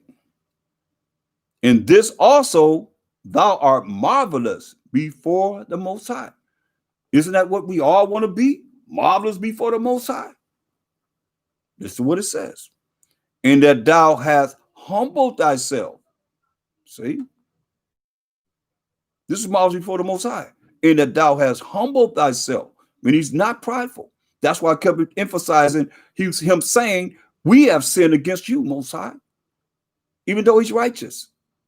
He said, listen, in this also thou art marvelous before the Most High, in that thou hast humbled thyself, as it becometh thee, and hast not judged thyself worthy to be much glorified among the righteous. That's why I'll be down on saying, you know, what number are you at 144,000? What's your seat on the chariots? What's your position in the kingdom? What's your rank and order in the kingdom? What gate are you going through? On the north, south, east, or west? And what tribe are you going into that gate? Nobody can answer. This is solution right here. Hear the word of the Most High. You want to be marvelous in the eyes of the Most High, or you're going to be just like the Most High dealt with Job. He had to humble himself. Come off that high horse, thinking you all that. And you in captivity, slavery, and bondage until this day. Until the Most High bring us out of this. No man save us. That's Deuteronomy 28:29. No man gonna save us. Y'all trusted in man. A lot of you. Your leaders or whatever. That's why I said the leaders cause our people to err. Listen to what it says. In this also thou art marvelous before the Most High, in that thou hast humbled thyself as it becometh thee, and hast not judged thyself worthy to be much glorified among the righteous. For many great miseries, here it is clear, for many great miseries shall be done to them that in the latter time, and when the last days, shall dwell in the world. Why? Because they have walked in great pride. Read you again. For many great miseries shall be done to them that in the latter time, we're in the last days, y'all. This is the latter time right now. Great miseries going to be done to those in the latter time shall dwell in the world because they have walked in great pride. They walked in great pride, which is contrary to being humble with a broken and contrite spirit before the Most High. But understand thou for thyself and for myself and for yourself, and seek out the glory for such as be like thee. I hear it clearly. Who is it that's humble? Who is it that don't think they are that? And a piece of cake with the ice cream and the icing on the cake and everything? In hell, a condition called hell? That's going to humble themselves before the Most High. That's why he tell them, seek out those that don't think they're righteous, that follow what we just read in 2 Ezra 7:49 down, to be marvelous in the eyes of the Most High. Or you're going to follow somebody that's going to lead you straight to hell. You go to hell any way you want to. Just don't try to take me and those that's really going to follow what he just said here with you. That's our people, though. They tell you knowledge puffers up. But it tell you the more you learn, the more of a servant you're supposed to be for the people. Not you all that. You just like the Gentiles. You just like your enemies. Got to be all up here thinking you all that. No, that's not marvelous in the eyes of the Most High. He just told you. Make it mean something different. That's what I want to hear. Make it mean something different. If thou canst. The solutions. Look. But understand thou for thyself and seek out the glory for such as be like thee. That's where I'm at. Who is it going to follow this? And get off this high horse like you somebody. And you can't really do nothing for the whole nation. Except for run our mouths. Humble yourself before the Most High. He said he's going to melt you. Going to be melting people. Most High is a consuming fire. He fired from his loins up and fired from his loins down. What part of that you don't get? When you touch fire, you get burned. He said, I'm going to melt you. Or you think he's not? You heard what he said through the Spirit. He's not a man. He's not a man. He should lie. Have he said he shall he not do it? He's going to do this. That's why it behooves you to hear. But understand for thyself and seek out the glory for such as be like thee, as Ezra. Saying the kingdom is promised to us, but we have sinned. We have sinned. And that's how the prophets were. Not only Ezra, the prophet were like this. They were like that. It wasn't about I'm this and I'm that. I'm greater than everybody, and everybody gotta be under me, and without me you can't make it to the kingdom. Get out of here. I'm the only one got the truth. Get the hell out of here. That's where you leading people to, straight to hell. For real, for real. Y'all better hear what I'm saying. You hear the word of the Most High, because this is very important. Whether you hear or forbear, you got to understand this is real. This is really real. If you don't hear anything that you've heard me say all day, hear this. He telling you, going to be great miseries in his last days because of great pride. Because of pride. Listen. For unto you, talking to Ezra, is paradise open, for him not accounting himself as one of the righteous. Say, unto you is paradise open. The kingdom is open to him. The tree of life is planted. Remember, the Most High put flaming swords around the tree of life. Tree of life is planted. It's already prepared. Just wait on our knuckleheads to get it together and come to the right mindset to be able to be worthy to be here with Ezra. The time to come is prepared. Hear what he said? The time to come is prepared. It's already prepared. The time to come is prepared. And Shabbat Shalom to everyone online. Welcome. It says, the time to come is prepared. Plenteousness. That means whatever you want, it's going to be plenty of it. Plenteousness is made ready. It's ready. A city is built. New Jerusalem is built. He says built. And rest is allowed. And we know we're going to get that rest. If you don't, I'm going to show you. Yeah, perfect goodness and wisdom. The root of evil is sealed up from you if you make it to the kingdom. Weakness and the moth is hid from you. And corruption is fled into hell to be forgotten. Sorrows are past, no more sorrow. And in the end is showed the treasure of what? Immortality. We're going to live forever and ever and ever. That's what's so beautiful, man. That's what's promised to us. But we got a solution that we got to do. Let's show. We in captivity. We still in the grips of our enemies. So let's look at what we did that worked. Without a solution, you just go through the motions and thinking that it's gonna be all right for you, and it's not all right. It's not all right. I don't feel it's all right. You feel it's all right for us? If not, you better look at what's going on with our people and how our people being treated and done as the Most High said he was going to do to us because we forgot his laws, statutes, commandments. Go to Judges, the 10th chapter. We're going to look at the 10th verse.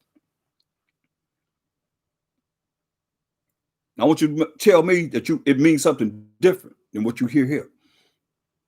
I'm showing you solutions within this lesson. Judges 10:10. And the children of Israel cried unto the Most High, saying, we have sinned. You hear that? Isn't that the same thing that Ezra just said? We have sinned. Paradise open to us. We're going to have to live forever and ever and ever. But we, include himself, have sinned. Those that have ears to hear and eyes to see can see this. This is a solution. He said, and the children of Israel cried unto the Most High, saying, we have sinned against thee. You can't cry if you got pride. You don't feel nothing because you're too uppity. You think you are that, but you can't tell me what number you are at 144,000. Because you got everybody saying, just what I'm going to do when I get in the kingdom. You ain't made it to the kingdom yet. What's your number? Or the 1/3 of the 12 tribes, even if you're not 144,000, what's your number, the 1/3 of the 12 tribes that's going to be deemed from this earth? What gate you going through?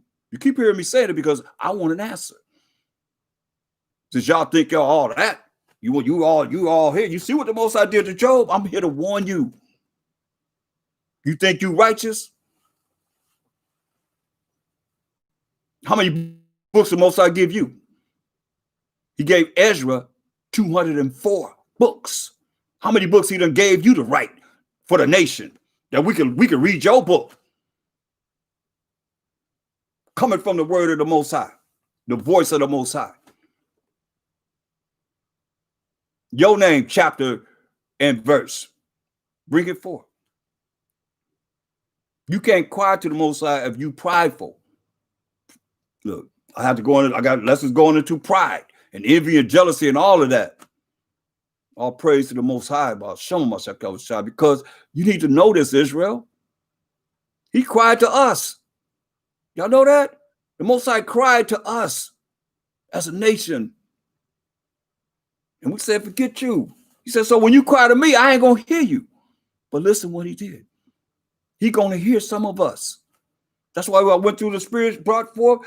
They had asked the wailing women to cry to the Most High, and that the women teach their daughters to wail to the Most High. We in that time, y'all.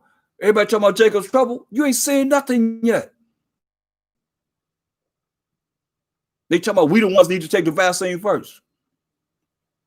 The Israelites. Better open up your mind and realize what time we in. Listen, this is a solution. And the children of Israel, Judges 10:10, cried unto the Most High, saying, we have sinned. I just showed you this is marvelous in the eyes of the Most High. He said, we have sinned against thee, both because we have forsaken our power and also served Baalim, all these different religions, all these different philosophies, all these different doctrines and so forth. Instead of keeping it simple, the simplicity of Mashiach Yahushua was bring forth the Most High's word, who he say is the word of the Most High. Most High have a voice in this word. He say, I'm the word. Or the angel that Most High sent forth, he have a voice and the angel bring forth his word. To all the prophets, man, come on. He been doing this. But you take his counsel, make it nothing. As we read, Proverbs 1:24 down. But they said, we have sinned against thee, both because we have forsaken our power by not following his laws, his commandments, his rules and regulations, and also serve Baalim. Serve something outside from the Most High power of Abraham, Isaac, and Jacob. He said, that's my name forever, the memorial to all generations. And Jacob is the forefather of the 12 tribes of Israel. Therefore, you can't get nobody in there if they're not of the 12 tribes of Israel. That's why he brought it out like that. Listen. And the Most High said unto the children of Israel, after we cried to him, he said, did not I deliver you from the Egyptians? We need to be delivered from our Egyptians, our oppressors. This is what he said. The Most High said unto the children of Israel, did not I deliver you from the Egyptians and from the Amorites, from the children of Ammon, and from the Philistines? All these nations had us in captivity, slavery, and bondage. The Zidonians also, and the Amalekites, and the Maonites did oppress you, and ye cried to me. All these nations oppressed us, and ye cried to me, and I delivered you out of their hand. These are solutions right here.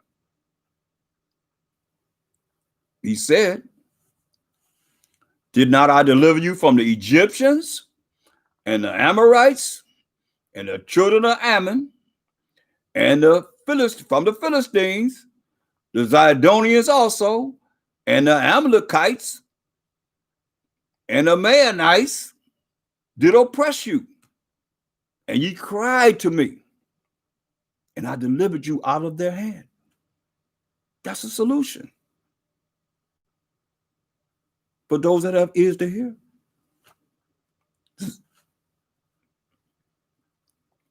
That ye have forsaken me and served other gods. You serve other religions, things that man brought about, that our forefathers knew nothing about. You mean to tell me Moses know about the Catholic Church? They had a Catholic Church when Moses was giving us the law, statutes, commandments. Baptist, Jehovah's Witness, Seventh-day Adventist, Apostolic, Methodist, Lutheran, all these different religions that had a decree on the wall. This is what we believe in. If you don't go by what we believe in, then we're going to get rid of you. That's something new came up. Yet ye have forsaken me and served other gods. Like you serve on the first day of the week. Most I say the seventh day is his Sabbath day. Look at the calendar. I mean, certain things are so simple. It's like count. I remember having my 2-year-old count what's the seventh day and telling me what the seventh day is. Look at the calendar and just knew what the seventh day is. How is it that we don't? He said, this is my day, the seventh day he rested. He said, this is the seventh day. They just gave names for these days, but the days ain't never changed. Or believe me, them Jewish people that's call themselves keeping the Sabbath, whatever they're doing. Remember when the Ethiopians, when the Salmanessar took the northern tribes, not tribes out of the northern Israel, and put them Ethiopians in there, they're going to bring their gods up in the land of Israel. The Most High had lions come up there and eat them up. They had to go to the priest to show them the law. You got to have that law in that land. That's the Most High. That's the land of the Most High love. So understand or overstand that. You say, yet ye have forsaken me and served other gods, the ones that's telling you that you're not under the laws of the Most High. You ain't under the law, but you under mercy and grace. Now, we're not sacrificing animals anymore, the law of sacrifice, but to the best of our ability, we can follow the laws, the moral laws, civil laws, the dietary laws, the ceremonial laws. Right now, we're in the days of the Feast of Dedication. Excuse me. We're in the days of the Feast of Dedication. 7 days, 8 days of glorifying the Most High, having a good time, joy. Just like they got the 4th of July when they got independence from England. That's what we celebrating. They wanted to wipe us out, but the Most High allowed us with like 65,000, we 3,000. Take them down. Take them down. It ain't about the numbers. Most High said he loved quality. It ain't about quantity, it's about quality. What difference if you got a zillion men in the army and you're all wicked and the Most High is righteous? He's going to take you down. So we woke up one morning, Most High killed 149,000 men on the ground. We lift up a sword to do nothing. That's our power. That's why they don't want you to come back to the Most High. You got to understand this. That's why you got to question everything. From what we eat, we looking at everything on the labels and so forth, the way we think, the way we understand this word, so that you be on point. This is the solution. I challenge you, make it mean something different. He said, look, yet ye have forsaken me and served other gods, other idols. All the gods of the nations are idols. Psalms 96:5. They ain't going nowhere. It's right there all the time. That's why I say in Jeremiah 10:2, learn not the way of the heathen. But our people get ready for Christmas. That's what you celebrate on the first day of the week, Nimrod Day. And you give him an honor on his birthday on the 25th of the month.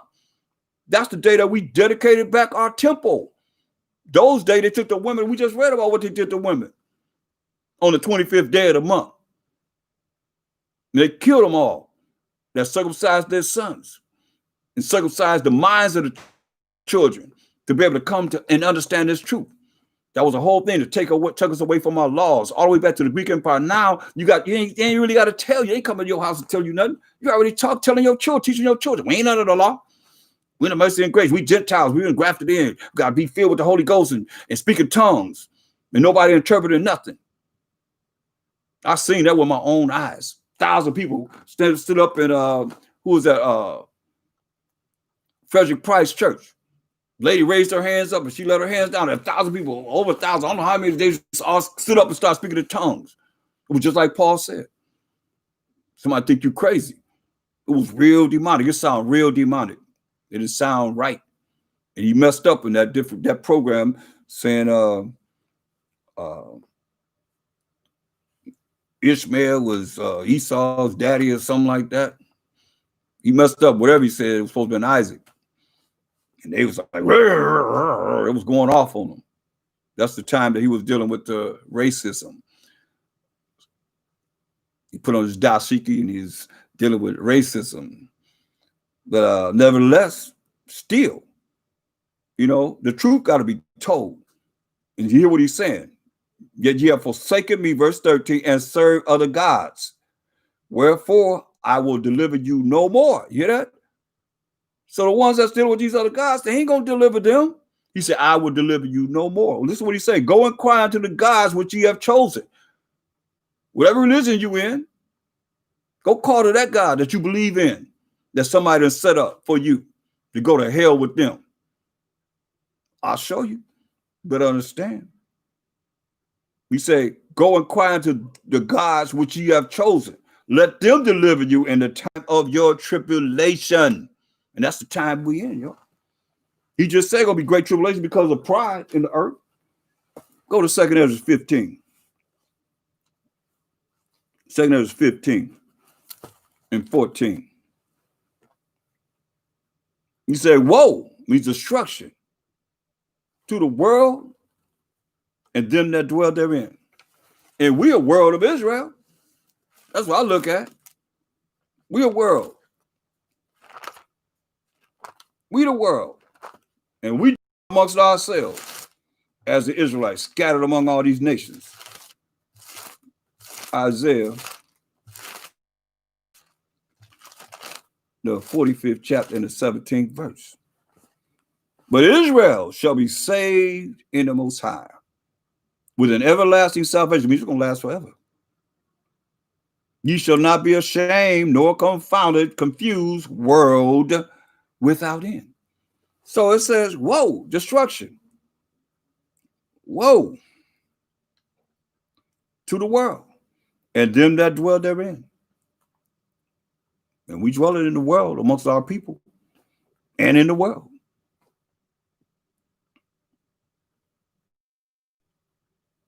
For the sword and the destruction draweth nigh, draweth near. And one people shall stand up to fight against another. Most likely put the spirit for this to happen. This got to happen. This future prophecy. And swords in their hands. Modern day sword is guns. Guns in hands. You got to understand this too. Hold that. Because Revelation 12 and 12 says this. Therefore rejoice, ye heavens. This is heaven right here on this earth. Like the white man came up with the song, I'm in heaven, I'm in heaven. So this is heaven right here. Power from authority on this earth. Therefore rejoice, ye heavens, and ye that dwell therein. Dwell in them. Woe, destruction to the inhabitants of the earth. We're in the earth and of the sea. And some of our brothers out there in the sea. For the devil is come down unto you, having great wrath. Having great wrath. Why? Because he knoweth that he hath but a short time. He knoweth that his time is up. So he come down with much wrath on who? Verse 17. And the dragon, who is the serpent, is talked about in verse 3 and verse 9. The dragon, who's the serpent, who is the devil, that old serpent that we read about in Genesis 3rd chapter, and the devil, let's go to verse 9. And the great dragon, who is what color? Verse 3. And there appeared another wonder in heaven, and behold, a great red dragon, right? So the dragon is red. So now when we go to verse 9, it says, and the great dragon, the great red dragon, was cast out. Who is this red dragon? What else is he called? That old serpent that you read about that came to Eve in Genesis, the 3rd chapter, called the devil and Satan, which deceived the whole world. You see? Lied to the whole world until this day. So who you gonna get? Verse 17. Who he's after? And the dragon, which is the devil, the Satan, and all of them red, the beast, and Esau, the Edomites, and the dragon was wroth with the woman. The woman represents the 12 tribes of Israel. You read Jeremiah 6 and 2. I have likened the daughter of Zion to a comely and delicate woman, spiritually, symbolically. And the dragon was wroth with the woman who are the 12 tribes of Israel with a certain amount, and went to make war with who? With the remnant of her seed. You see, that's the 1/3 of the 12 tribes of Israel, which keep the commandments. Remember, our people in the church teaching what? We're not under the law. We're not under the commandments. But we're in the mercy and grace. And mercy and grace is only to the Israelites, period. To the saints. That's it. I can prove that. which keep the commandments of the Most High and have the testimony of a Mashiach Yahushua. See? So going back to 2nd Ezra 15, prophecy. For the sword and their destruction draweth nigh, draweth near. And one people shall stand up to fight against another. They talk about civil war. They talk about civil war right now. But one people going to stand up to fight up against another. And swords in their hands. Modern day swords is the guns. With guns in their hands. For there shall be sedition among men. Rioting. Like you see. Uproars and so forth. People out in the street going off. And invading one another. I mean, they're going to be invading people's houses. They shall not regard their kings nor president. I don't care who president, who vice president. It don't matter. They ain't going to regard their kings nor princes all the way to the top. So no Army, Navy, Marines, Air Force, no police. They don't care about none of that. Listen to what it says. And the course of their actions shall stand in their power. You're going to stand in their own power. A man shall desire to go into a city. Wherever you live in, you're going to desire to go to another city. This is martial law right here. And shall not be able. You see what you got to understand? The UN have their armies. You have people that hate Americans, period. Those are the army that's going to be bringing forth this judgment.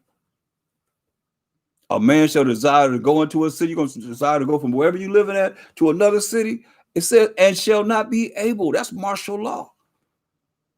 So if you don't have what you need from the store, and they say Biden's talking about when he come into office, if he do get in office, if there be a president on the 20th of next month, because I think within 2 days they're going to decide who's going to be the president. That's when they decide on the 14th of this month. Remember that. They're going to decide it on the 14th. And once that go down, it's going to be on one way or the other. You might see this fulfilled or something else. But he says every man's hand going to be against his neighbor. Listen, a man shall desire to go into a city and shall not be able. That's martial law. For because of their pride, here we are again. Because of their pride, the city shall be troubled. So all you that's prideful, you're going to get this trouble. You talk about getting out of Jacob's trouble. You ain't getting out of Jacob's trouble. I just showed you the solution. You heard it. Was marvelous before the Most High and solutions of what works.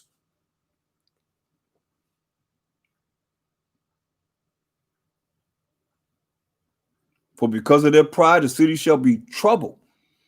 Their houses shall be destroyed. And men shall be afraid. You hear that? Men going to be afraid. Houses going to be destroyed. A man shall have no pity upon his neighbor, but shall destroy their houses with the sword. Modern day sword is guns. They're going to have guns coming in people's houses. Because a lot of you say, oh, I ain't got to be concerned about nothing like that. Jesus going to save me. He going to take care of me. I'm going to be raptured up before that's happened. Do y'all realize it's right around the corner? Could be hours away. This could be hours away. Are you ready? Better stay ready. Be ready and stay ready.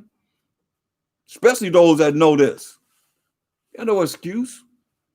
You can't, like I said, both sides said, dare not make that self one of the numbers. So you can't say this is what's going to happen. I can't, his ways and thoughts are not ways and thoughts.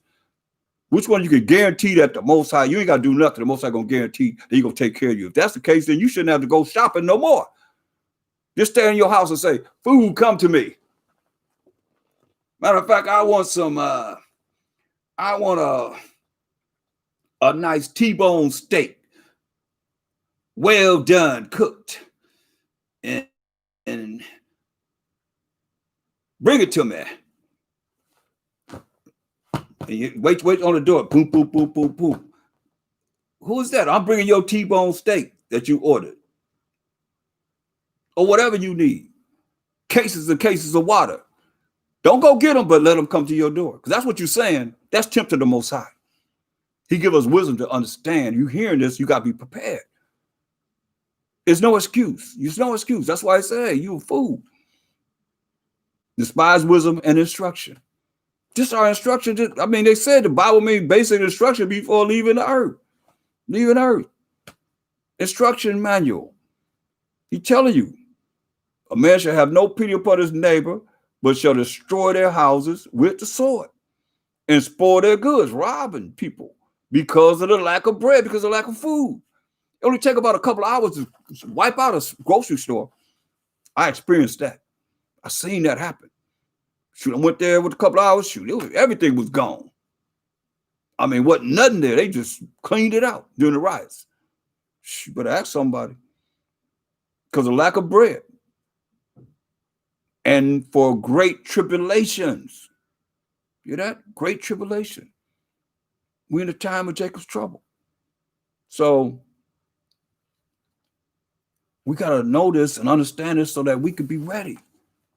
Be prepared spiritually and physically for whatever it is going down. Because it's going down. And none of us can say that we're going to escape what it is that is written here.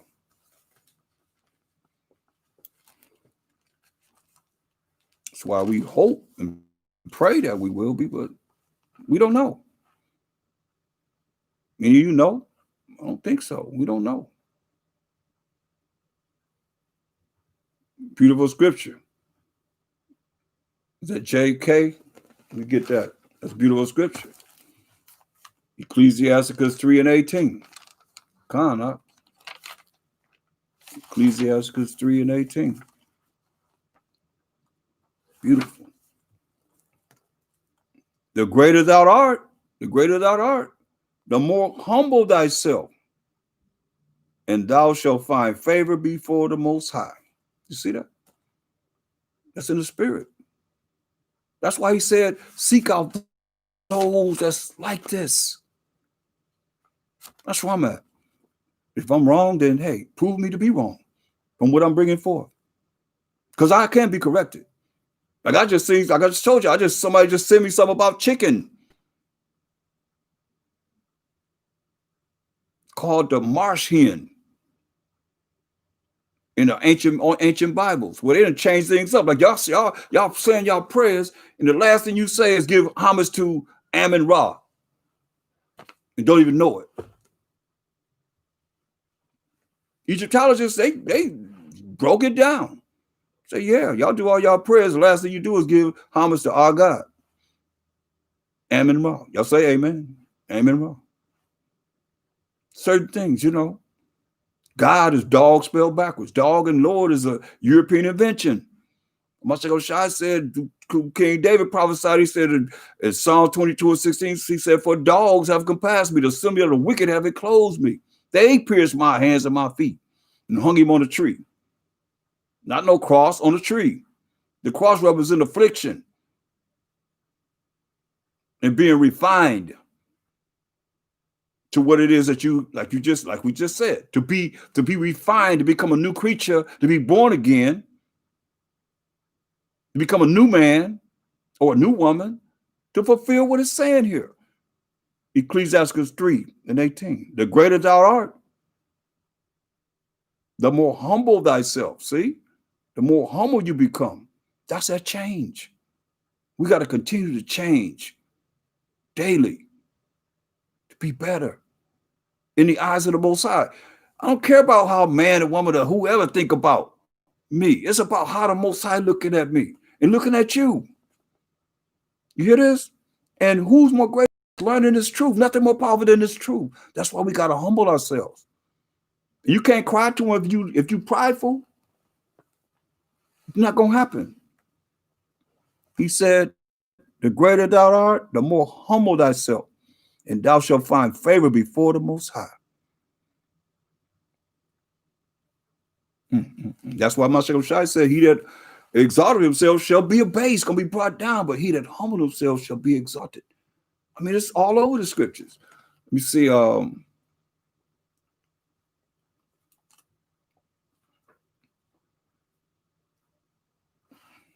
Right, there you go. JK, you in the spirit, man. Isaiah 51:17. This is who the Most High said we supposed to be gathering together. Those that see this and feel this. Isaiah 51:17. Awake, awake, meaning wake up. Wake up from what? From a dead state of mind. Stand up, O Jerusalem, O Israelites, which has drunk at the hand of the Most High. Who's drunk at the hand of the Most High? We have. The captivity after captivity after captivity. The cup of his fury. You hear that? We drank out of the hand of the Most High, the cup of his fury. Thou hast drunken the treads of the cup of trembling and wrung them out. Man, wrung them out. Just what we've been through. That's what we've been through as a people. We done been, y'all. Psalms 51:17. Understand this. It says, the sacrifice of the Most High are a broken spirit. That's marvelous in the eyes of the Most High. A broken and a contrite heart. That's a humble. Contrite means you have humility. O Most High, thou wilt not despise. Those are solutions. I'm hoping you can hear. Those are solutions. Don't nobody take you any other way. Or you're gonna find yourself, like my sacrifice said. And those are laws. Those are commandments. Those are things that work. We didn't prove this. Marvelous in the eyes of the Most High.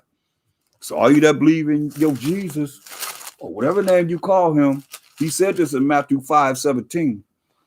Understand this. He said, think not that I am come to destroy the law or the prophets. How can he come to destroy the only thing that he had to go by when he was on the earth? Is the law and the prophets. No New Testament didn't exist. Paul didn't exist. His name was Saul. Did the time he's saying this. And Peter and Matthew and all the rest of the apostles wasn't able to go out there and teach yet until they received the Holy Spirit, the Spirit of the Most High. In Acts the 2nd chapter. Then they will see that power, spiritual power. He said, I will not leave you comfortless. I will come to you. See? So he said, think not that I am come to destroy the law. So we read the New Testament, there's only the law and the prophets. That's it. When you understand that, it'll help you to overcome this. All of a sudden, it's the New Testament is something new. All he had was the law and the prophets. That's it. He didn't have, you gonna tell me he had the book of Peter and James and all that? No. No. He here, they listening to what he's saying right here. Saul was putting people to death that called on by Shema Mashiach Yahushua in the name of the Lord and Savior. David said in Psalm 110:1, the Most High said unto my power, Hamashiach Yahushua, sit thee on my right hand until I make thine enemies thy footstool. You understand? So he understood this. But here we are, still caught up in this Christianity type of mindset that he just existed coming here in Matthew on to Revelation. No, he said, I come in the volume of the book. And we as Israelites, I'm talking about we are leaders as of old, in Genesis 1:1, in the beginning, Elohim was the Most High, and the Mashiach created the heaven and the earth. But he has an angel. He's a spirit. That's why verse 2 said the Spirit of the Most High moved upon the waters, right? And started to create everything that the Most High said create. He told in Ephesians 3:9, the Most High, just a mystery of the Most High, who created all things by a Mashiach Yahushua. Only he was an angel. He was a spirit. The same Spirit of the Most High, or the angel of the Most High, tell you in Psalms 104:4. You make his angel spirits, his ministers of flaming fire. That fire is bringing forth the word of the Most High. You read Jeremiah 23:29. It's here. It's just a matter of understanding. We can understand it through the precepts. And it's right there. I mean, look, who came to Ezra? An angel. What was his name? Uriel. Who came to Joseph and Mary? And Zachariah and Elizabeth. John the Baptist, daddy and mama. Angel Gabriel. Raphael came to Tobit, right? I mean, he always have his angels come to us and direct us. That's what we're seeing. He said, think not that I am come to destroy the law or the prophets. I am not come to destroy, but to fulfill. But to fulfill. Fulfill what? How he had to suffer for wicked us and sinful us and wretched us and minstrel cloth us, as the Most High call us, inside his children us.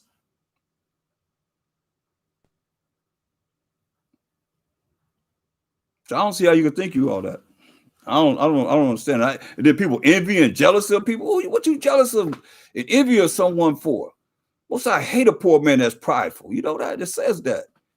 You hate a poor man that's prideful. How you get pride? How you be prideful in this damn hellhole we in? All of us. Who can say that they all that? But you don't need a kingdom. You all right, this is your kingdom now. Man, you better recognize. Think not that I am come to destroy the law or the prophets. That's all he had to go by, yo. There is no New Testament when you're reading about him being here in the flesh. There's only the law and the prophets. That's it. Get that out of your mind. All of them, they came, they read the law and the prophets on the Sabbath day. That's all they had to read. When he stood up to read, what did he read? Revelations? Peter's writings? James' writings? Paul's writings? I don't think so. He read the Old Testament, the law and the prophets. That's it. And when you understand that, it can help you to see more. To all you that believe in the Old Testament only. He didn't have no he had no New Testament. All he had was the law and the prophets. That's it. For verily I say unto you, till heaven and earth pass, heaven and earth is still here. One jot or one tittle shall in no wise pass from the law till all be fulfilled. Till all be fulfilled. Everything that's written gonna be fulfilled. This is what it said. Whosoever therefore shall break one of these least commandments and shall teach men so. We ain't under the law, but we in the mercy and grace. And mercy and grace ain't to the Gentiles, who you say you are. It's to the Israelites, because the Most High are the only ones that he gave the laws, statute, commandments to. Period. Whosoever therefore shall break one of these least commandments and shall teach men so, he shall be called the least in the kingdom of heaven. That's serious. So you can be called the least in the kingdom of heaven. But whosoever shall do and teach them, do and teach the laws, statutes, commandments of the Most High, the same shall be called great in the kingdom of heaven. See? And he's telling us, for I say unto you, that except your righteousness, keep that word in mind, your righteousness, we got to find out what righteousness is. He said, except your righteousness shall exceed the righteousness of the scribes and Pharisees, because they knew the law, but they ain't followed the law. That's why you have to keep checking them on the law. If your righteousness don't exceed the righteousness of the scribes and Pharisees, ye shall in no case enter into the kingdom of heaven. So what is this righteousness he talking about? Deuteronomy 6, the 6th chapter, and verse 25. And it shall be our righteousness. This is the righteousness he's talking about. If, it's a condition, we observe to do all these commandments before the Most High our power, as he have commanded us. There it is. To be righteous, you got to observe to do all the commandments of the Most High. But what do?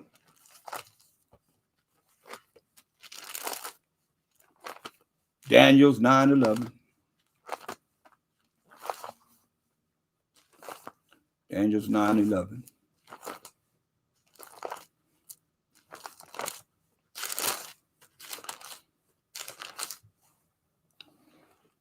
Yeah, all Israel have transgressed thy law. Hear that? All is a certain number, though. All means a certain number. All Israel have transgressed thy law, even by departing that they might not obey thy voice. Therefore, the curse is poured upon us, as it is this day, and the oath that is written in the law of Moses, going back to the first 5 books of Moses, Genesis to Deuteronomy, the servant of the Most High, because we, hear that? Here it is again.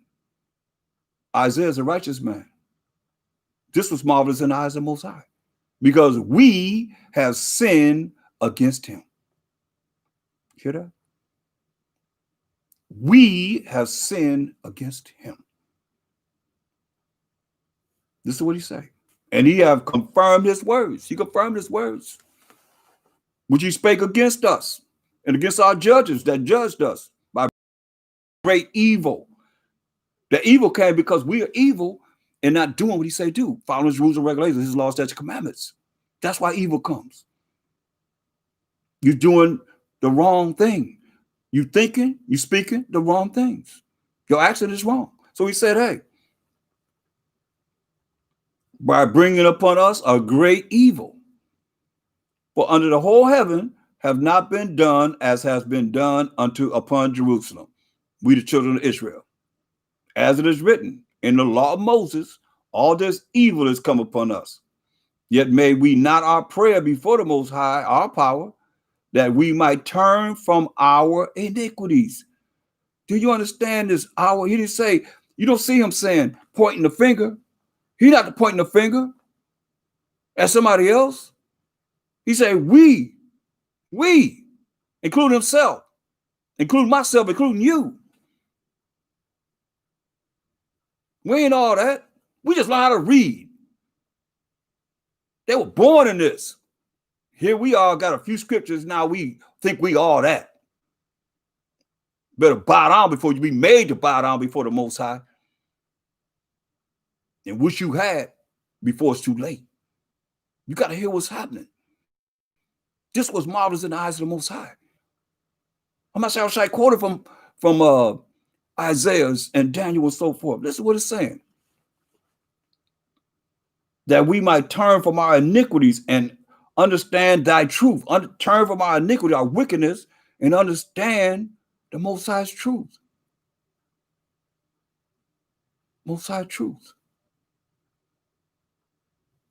His laws. The truth is Psalms 119, 142.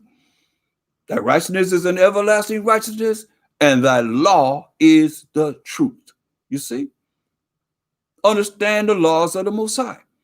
This is why we win captivity after captivity after captivity. This is why we all jacked up now. And the curses is all upon us, because the Most High is not a man he should lie. What he said he's going to do, that's why you got all this division, you got all this madness going on in Israel. Because of the curses. Because we ain't following what he said do. We are out of order as a nation. But you got those, just like I'm reading, that understand, that feeling what I'm saying. That's what I'm looking for. That's like Israel. That's like Isaiah. That's like Daniel that we read about here. Listen to what he's saying. He's saying we have sinned, including himself. That's what's marvelous in the eyes of the Most High. Not that you all that. You already got your place in the kingdom. You can't tell me what number you are. How many times I got to say it? Post it. Post it. All you high-minded, or tell your leader to post it. I ain't going nowhere. I'm here. What number you are? The 144,000. What gate you going in? And you got everybody else following you. Where? You just like that Pharisee that looked down upon the publicans. Thinking he better than everybody. You ain't nothing as you ought to be. You deceiving your own self. Mosiah said he's going to melt you. We read that. I'm just warning you. This is what works. Listen, you going to tell me you more powerful than Isaiah and Daniel? Daniel ain't even got to come back here. He ain't never had to come back to this wicked place. Be in captivity. He waiting his lot till the end come. This is what he's saying. Therefore have verse 14, therefore have the Most High watched upon the evil against us, children of Israel, and brought it upon us. He had to go through it too. For the Most High, our power is righteous in all his works. You hear that? He watched it upon the evil that he brought upon us because we brought it to ourselves. But the Most High is righteous in everything he does. all his works is righteous, which he doeth, for we, including himself. You put yourself there? Nah, brothers ain't put themselves there. Y'all looking at somebody pointing the finger at somebody else. When it's us, we the ones the reason why we went into captivity, slavery, and bondage. We're going through what we going through now. You heard him say, I'm gonna bring the worst of the heathen, and they're gonna possess your houses. I'm gonna give you to the lawless enemies of the Most High, the most hateful forsakers of the Most High, and to an unjust king, and to the most wicked in all the world. We read that. He told us that. So what can we say? He's not a man that he should lie, because here we are. He's, I'm gonna give you to a no people in a foolish nation. He would consider them people. And here we are. Just like them. Just like them. They ain't got to come like the Klan. They put drop letters for planes and helicopters or whatever. Say, oh, we love you. We love you, black people, because we ain't got to kill you no more. Y'all killing each other. Well, you kill them actually in the flesh, or you kill them in the mind and the spirit, each other, devouring one another. Most likely going to devour you. He going to melt you. Because he said in Romans 9:13, as it is written, Jacob have I loved. That's why I'm going to try to say, hey, for the messing with one of his little ones, you might try to loosen a great millstone around your neck and cast yourself in the sea. You determine who it is, huh? You don't know. That's why to stop brothers from saying the people that came from church. A whole lot of us came from the church. A lot of our people came from the church. It's the leaders that cause them to err. Most I can call whoever you want to call. And when he called, remember, we've been working all these years. And somebody come in the last hour with the same reward or something better than what we gonna get. You ready for that? They come and say they didn't do as much work as we did. We've been in this vineyard all this time. You grew old in this here. Oh, it don't matter. They come to the last and say the first shall be last, last shall be first. You better hear what he's saying. Because the spirit that's coming now, if you hear what I'm bringing forth now, will bring you further ahead than those of old. Because they ain't rolling like this. They ain't understand it. I hope somebody gonna hear. Better take it to the leader. The leader gonna hear what I'm saying. Or challenge me on this. This real. This works. This is a solution. I'm talking about how we gonna be marvelous in the eyes of the Most High. This is what Daniel's saying. He said, therefore have the Most High watched upon the evil, verse 14, and brought it upon us. For the Most High, our power is righteous in all his works, which he doeth. For we, that's including himself, obeyed not his voice. Now make it mean something different. That's including himself. He said, now, O Most High, our power, that have brought thy people forth out of the land of Egypt with a mighty hand, and have gotten thee renowned as at this day. He said, we, including himself, have sinned. We have done wickedly. That's what's marvelous in the eyes of the Most High, including yourself, including ourselves. He don't hear nothing about you all right. That's why he had Satan get Job. I just showed you that. Job thought he was righteous. Like a lot of you out there think you all that. And you ain't nothing as you ought to be. So the Most High gonna use you to teach us 1,000 years of him? I don't think so. But humble yourself before the Most High visit you. It's a warning. It's real.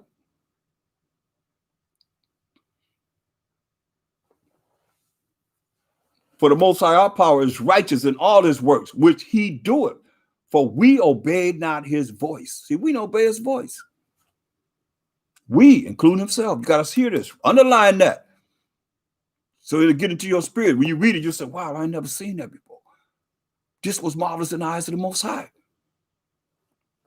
And now, O Most High, our power that have brought thy people forth out of the land of Egypt with a mighty hand, and have gotten thee renowned as at this day. We have sinned. We have done wickedly. Do you hear him? Do you hear that, Yasharala? We, including himself, even though he's righteous, but he ain't righteous in his own eyes. He's humble. You got to be humble to say we sin. You got to be humble to hear what I'm saying and say, I'm wretched. I'm that minstrel cloth that the Most High called us. I'm beside his children. We have sinned, including me and you and all of us. Or why we ain't delivered yet. When that deliverance coming?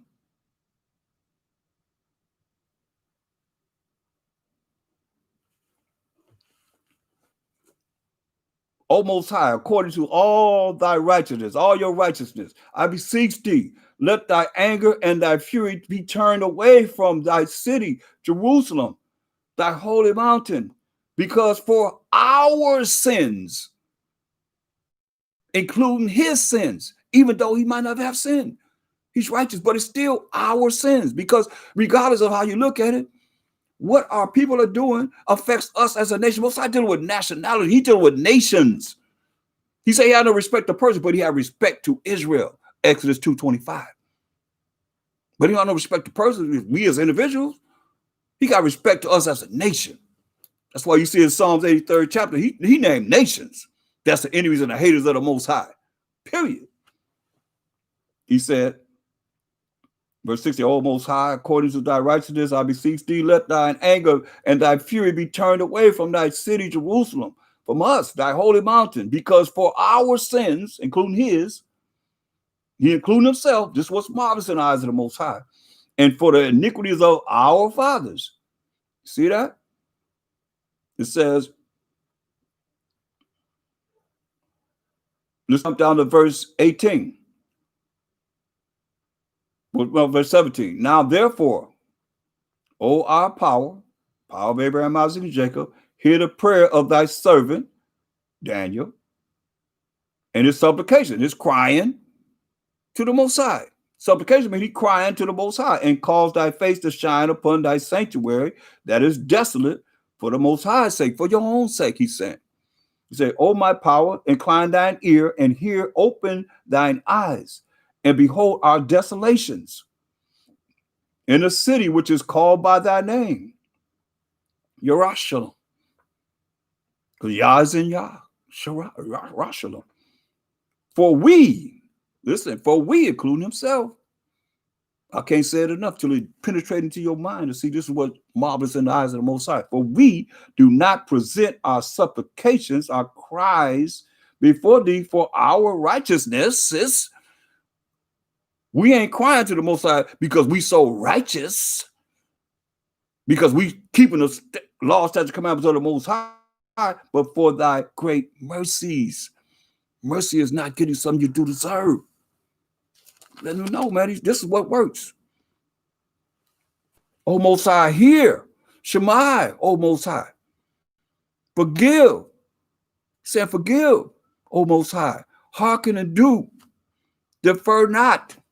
For thine own sake, O my power. For thy city and thy people are called by thy name. Listen.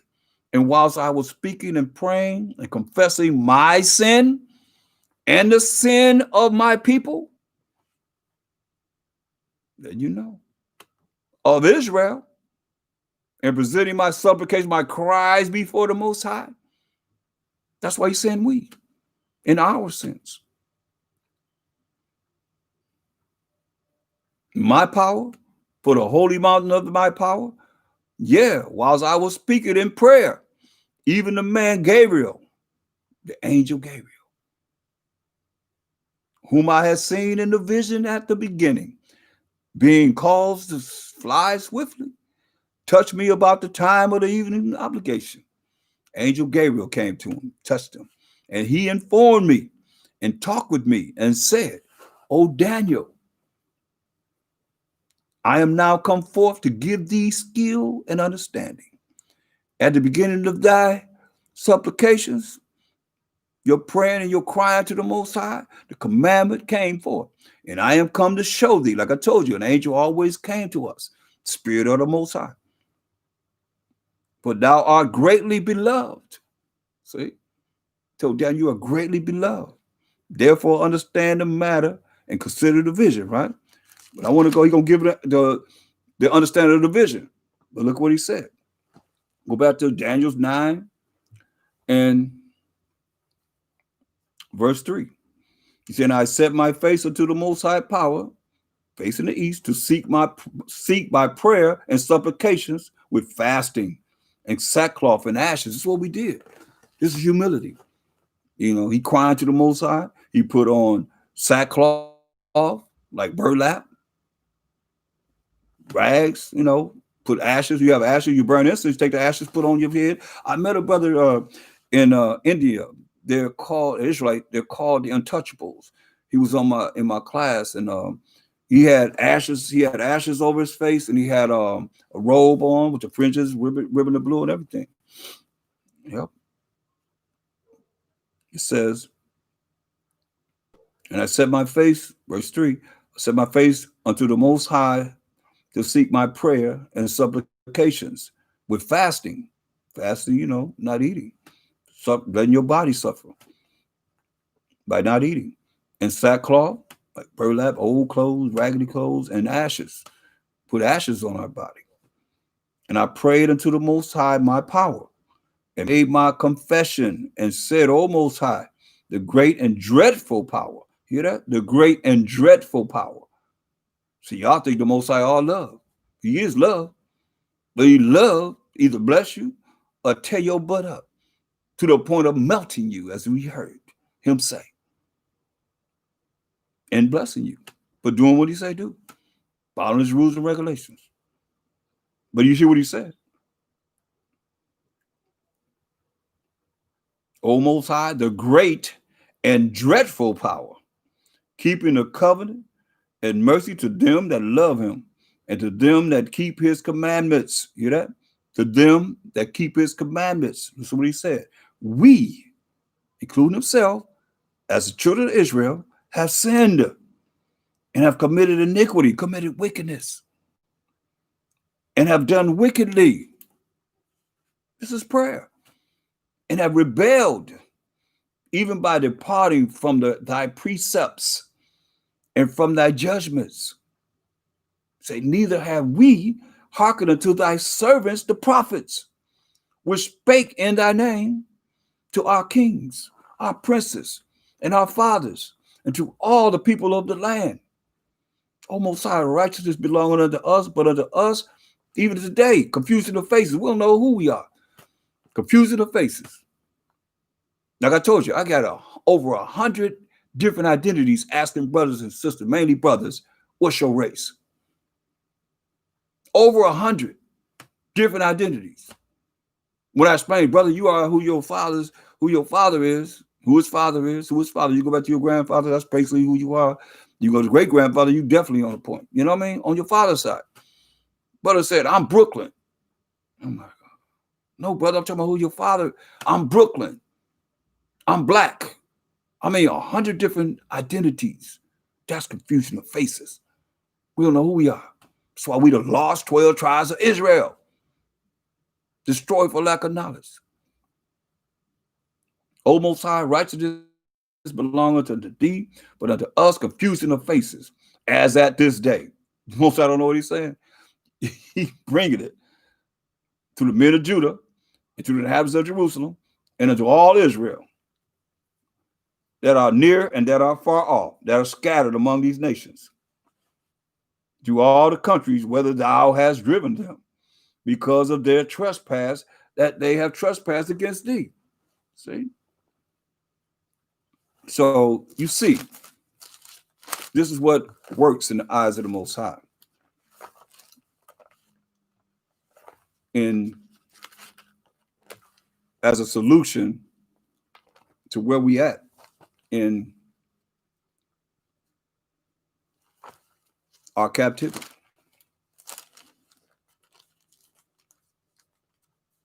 But we have, let me show you about Daniel. As I said, made a statement, I want to make sure you understand about Daniel. Ezra was told the same thing. Ezra's, you know, he was given so much that a lot of stuff probably went over his head. He couldn't contain all everything. So it tells you in Shalom to everyone that's into the room. Welcome. This is Daniel's 12 and 13. It says, But go thou thy way, talking to Daniel, till the end be. Go your way to the end be, for thou shalt rest and stand in thy lot at the end of the days. See, Daniel gonna stand in his lot at the end of the days. He's not gonna have to come back. He didn't have to come back here to deal with this wickedness that we involved in now. Ezra either, but Ezra didn't hear it because I mean Ezra was given, like I say, he was given 204 books. So that's 124 more books than we have. And when you look at Ezra, I suggest you study Ezra because it's very important that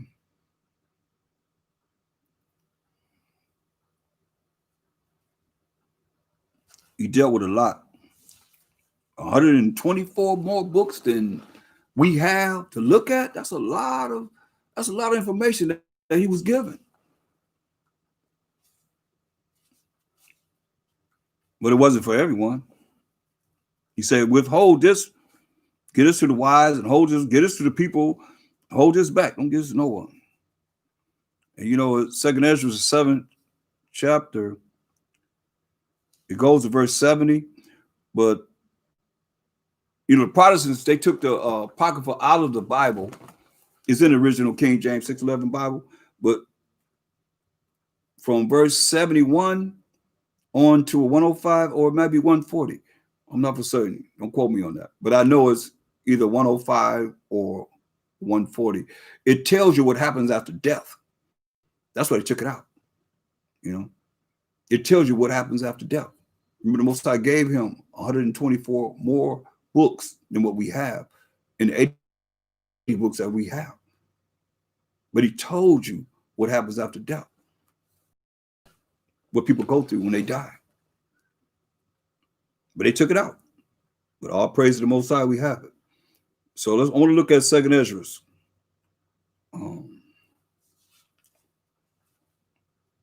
The 9th chapter. If we look at verse 5. It says, for like as all that is made in the world have a beginning and an end, and the end is manifest. Everything that's made in the world have a beginning and an ending, and the end is manifest. Even so, the times also of the highest have plain beginnings and wonders and powerful works and endings and effects and signs. You got to understand, when the Most High shut down these kingdoms that's on this earth right now, when you go back to Egypt, he brought about 10 plagues on the Egyptians. There's going to be plagues on this earth, as it's written, that we're able to live and see right now. And then the last plague, he said, okay, but you understand the Most High hardened Pharaoh's heart. You better let us go. One of them plagues that he put on. But no, he hardened his heart because he was getting him a name. And see, we as Israelites, you don't know enough of the Most High why you would try and exalt yourself in this wicked world. Because in the end, it's going to be all about the Most High. He's going to be all in all. Hear what I'm saying? And when he bring forth the things that's written in this Bible and destroying every last nation's army, Air Force, Marines, and Navy, what do you think nations going to do? They're going to be cleaving to us because they don't know that the Most High rolling with us. If Most High will, it's us. We don't know. But we know it's going to be Israelites. 1/3 of the Israelites might not be us. Could be our children. Could be the next generation coming out, or their children. We're in the third day, so that's all he said. In the third day, we're gonna reign with them. We're gonna be rolling with them. So you don't necessarily have to be us. That's what I've been showing you. That's marvelous in the eyes of the Most High. That you dare not count yourself as one of the number. He said. He said the righteous scarcely gonna be saved. All the havoc that's getting ready to go down, y'all better understand. It could be within days.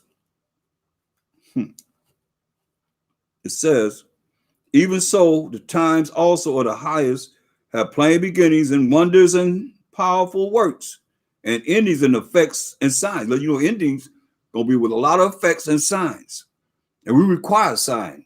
First Corinthians 1:22 says that we require signs. So it's gonna be a whole lot of signs that he's gonna show and effects. And everyone that shall be saved and shall be able to escape by his works, by the things you've done, and follow the Most High's commandments, and doing what's right, and having the right spirit of humility, as we've been showing over and over again, and keeping the Most High's laws, statutes, commandments, and faith, having faith in the Most High, whereby ye have believed. You have believed.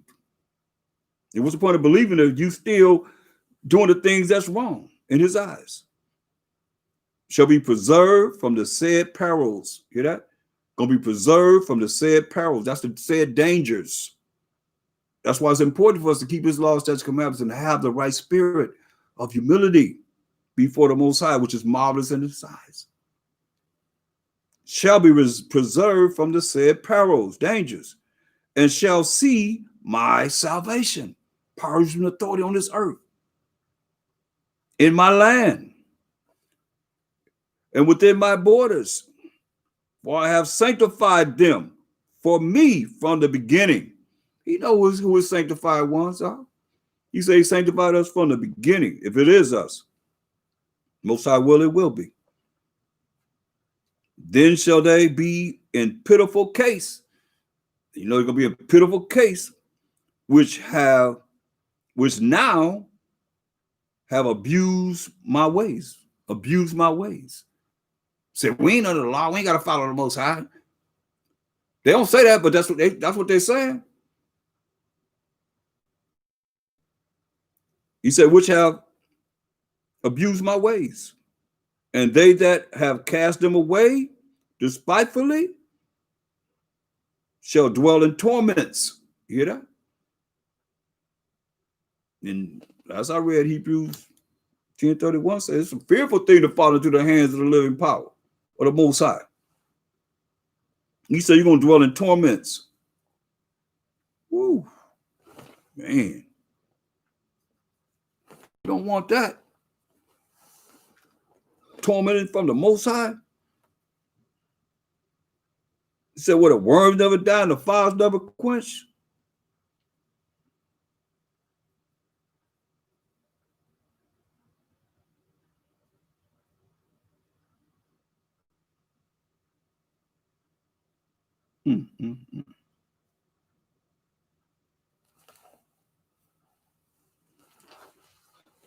So like my book is whoa out. You know, you have a favorite Bible that you use all the time. It's whoa out. But it's still my trusty one. But 2 Ezra 9, 11, and they that have loathed my law was wait a minute, go up. Verse 9. Say, then shall they be in pitiful case, which now have abused my ways, and they that have cast them away despitefully shall dwell in torment. That's why I say, myself, I told you, you're gonna be the least in the kingdom of heaven. Least in the kingdom of heaven.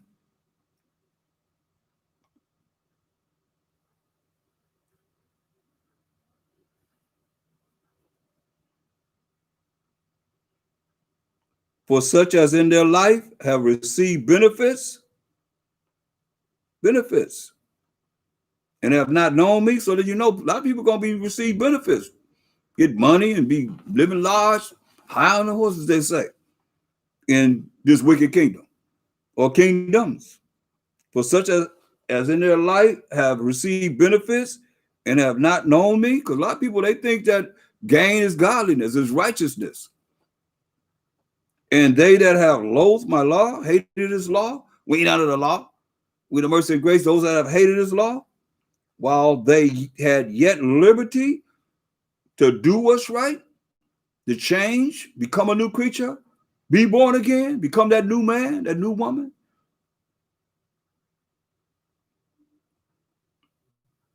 And when as yet place of repentance was open unto them, come back to the laws and know you done wrong and repent.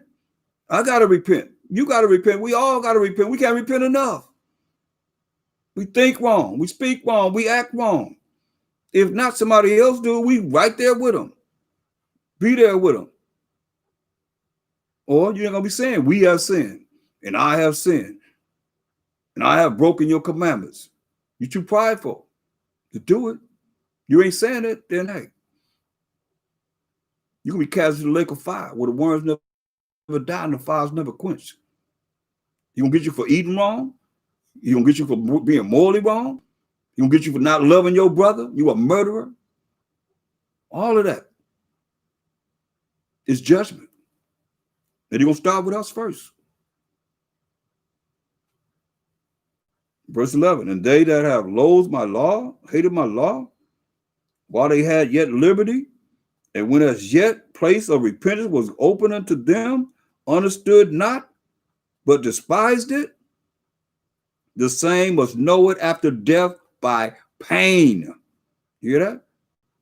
The same must know it after death by pain. And therefore be thou not curious how the unrighteous shall be punished.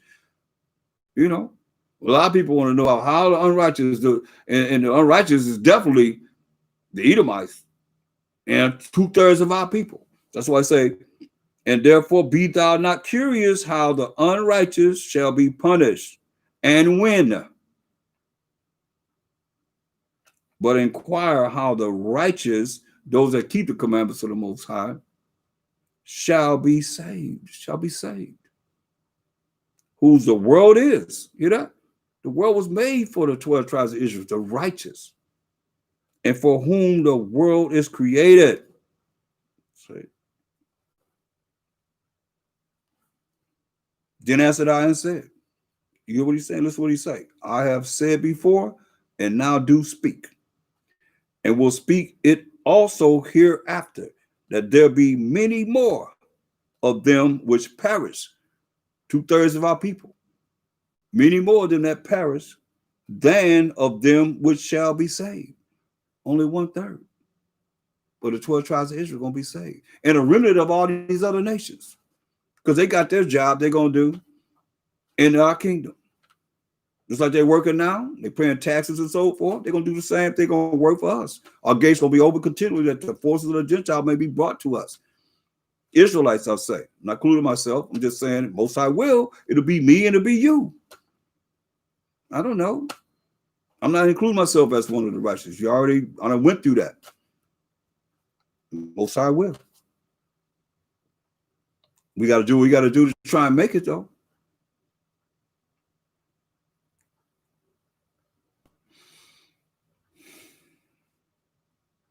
Hear what he said? There be many more of them which perish than of them which shall be saved.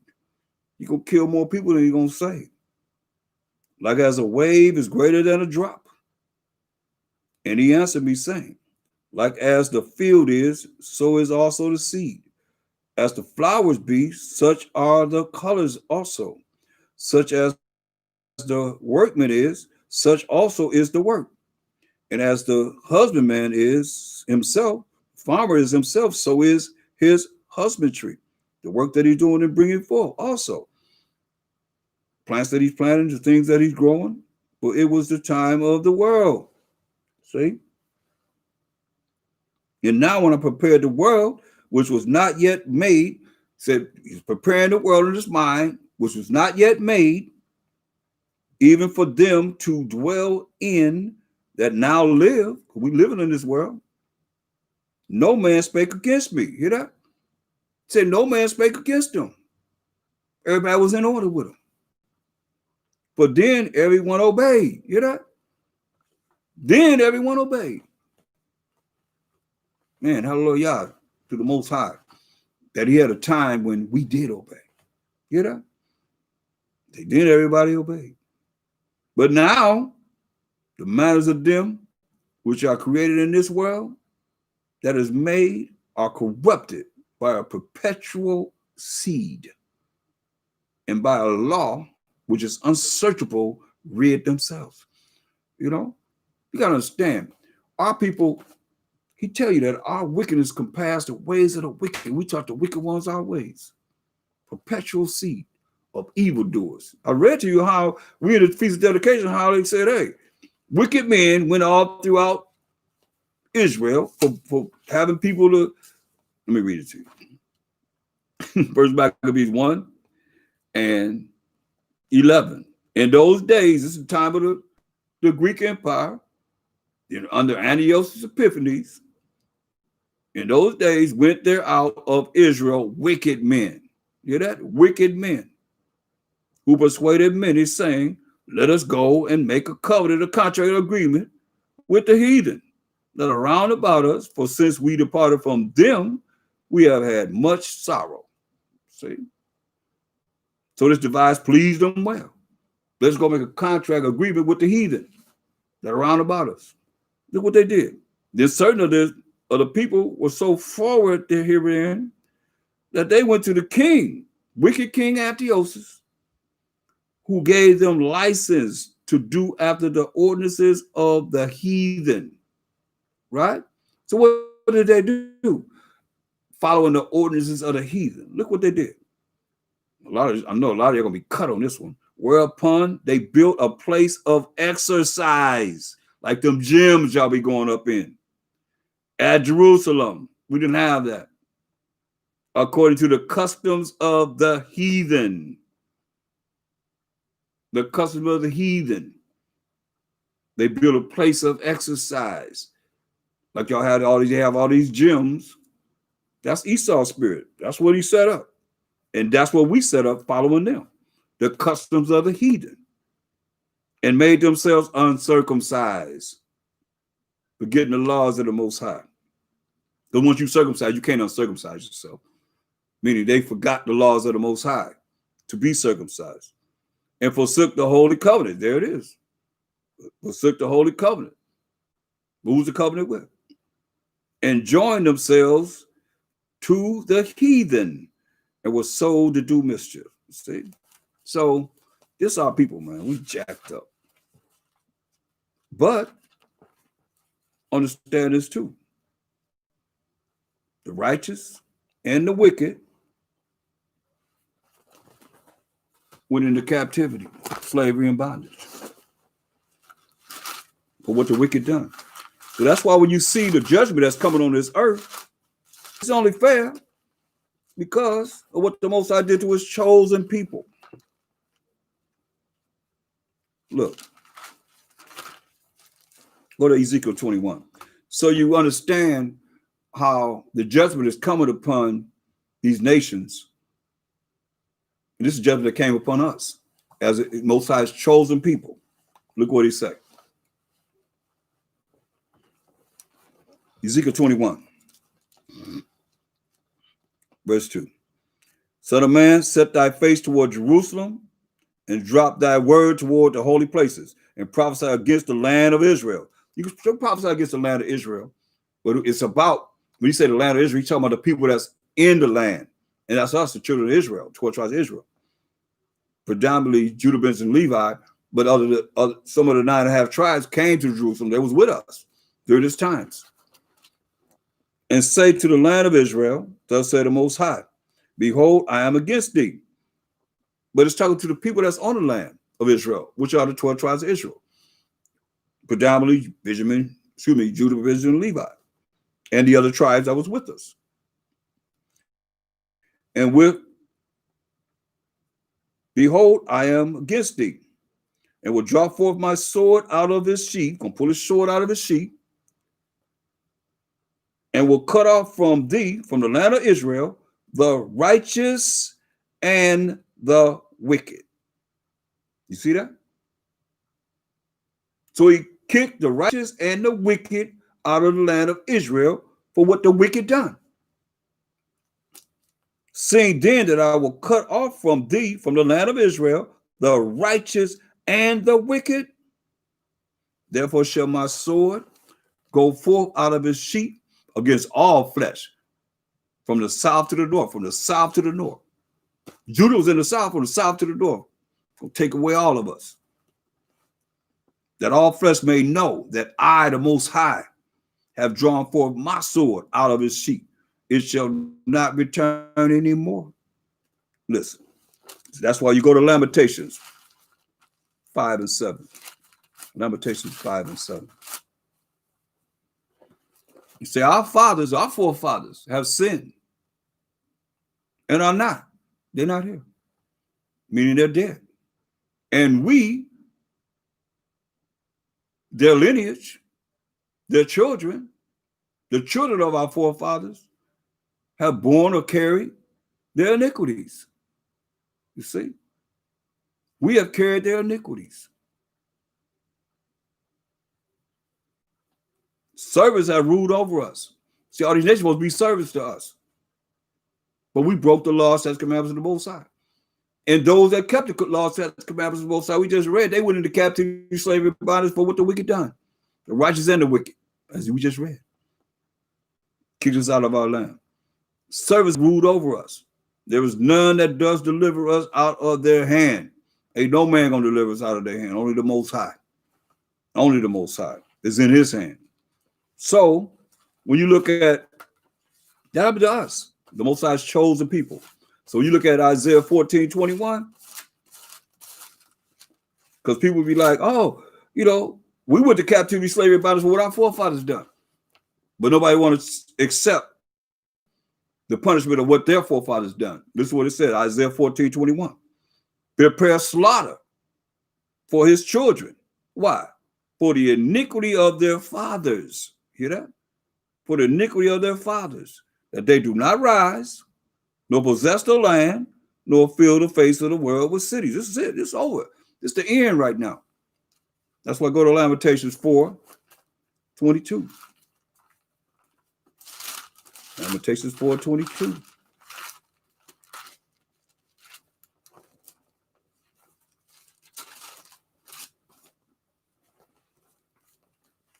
Just like we had to pay for what our forefathers done, these nations got to pay for what their forefathers done.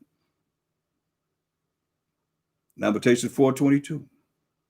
The punishment of thine iniquity is accomplished, O daughter of Zion. Hear that? The punishment of our wickedness and breaking the Most High's laws is accomplished. Zion represents the 12 tribes of Israel. He will no more carry thee away into captivity. We can look at this now, because the last curse was Deuteronomy 28:68. The Most High shall bring thee into Egypt, which means captivity, slavery, and bondage, again another time with ships.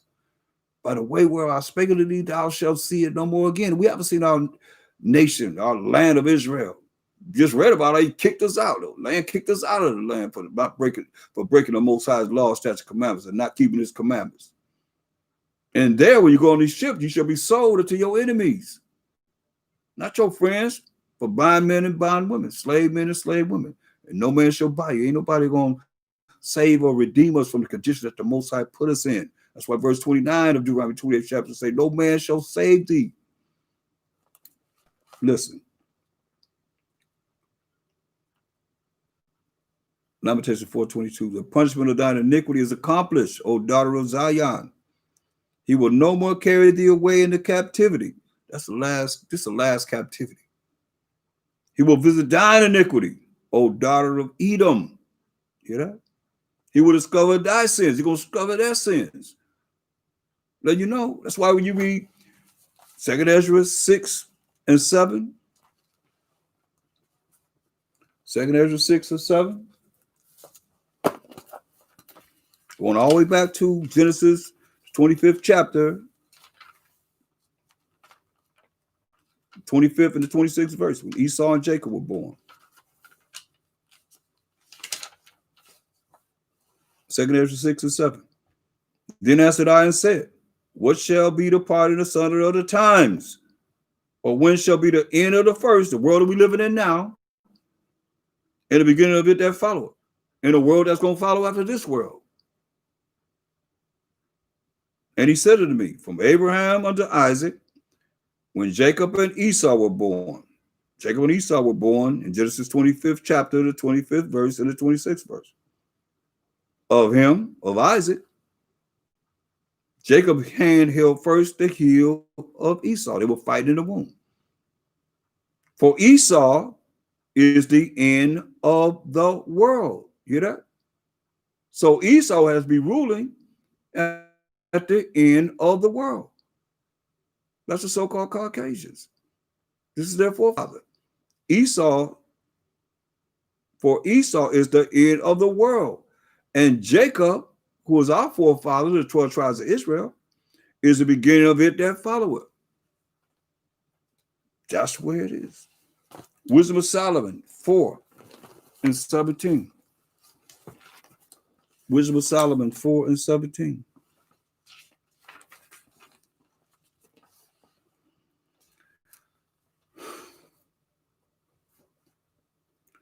For they shall see the end of the wise, and shall not understand what the Most High in his counsel hath decreed of him, and to what end the Most High hath set him in safety. They shall see him and despise him, but the Most High shall laugh them to scorn. And they shall hereafter be as vile carcass. They shall hereafter be as vile carcass, and a reproach among the dead forevermore. For he shall rend them and cast them down headlong, that they shall be speechless, ain't gonna have nothing to say. And he shall shake them from the foundation, and they shall be utterly laid waste and be in sorrow, and their memorials shall perish. And when they cast up the accounts of their sins, let me say, you're going to discover the sins of Esau. When they cast up the accounts of their sins, they shall come with fear, and their own iniquities shall convince them to their face. Hallelujah. The Most High said, what he going to do? That's why when you look at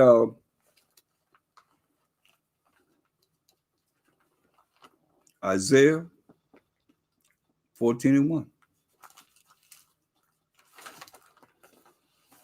For the Most High will have mercy on Jacob. Let's look at that, because, you know, our people say that they're Gentiles grafted in. They're not under the law, and they're under grace. But they're Gentiles, right? Let's look at First Maccabees, first and foremost, 3. And this is what the Protestant church, the ones that our people mainly believe in, took out of the Bible. But listen to what it says. Because you just read, if you read along with me in Isaiah 14:1, the Most High will have mercy on Jacob. Right? So let's see what it says in First Maccabees 3 and 9.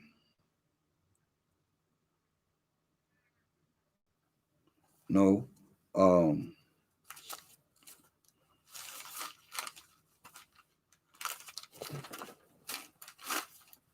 Salakia, Wisdom of Solomon 3 and 9. I went to Maccabees so much during this feast of dedication. Wisdom of Solomon 3 and 9. Salakia. It says, so we look at who this mercy and grace is for. It says, they that put their trust in him shall understand the truth. You write down Psalms 119, 142. That righteousness is an everlasting righteousness, and that law is the truth. It defines that the law is the truth. They that put their trust in the Most High shall understand the truth, and such as be faithful in love, and love is keeping of the Most High's commandments, shall abide with him. For grace and mercy is to his saints. So now we got to find who the saints are. I'm going to give you the short version. Psalms 148:14. But if you want the long version, you can write it down. It's Psalms 50 and 5,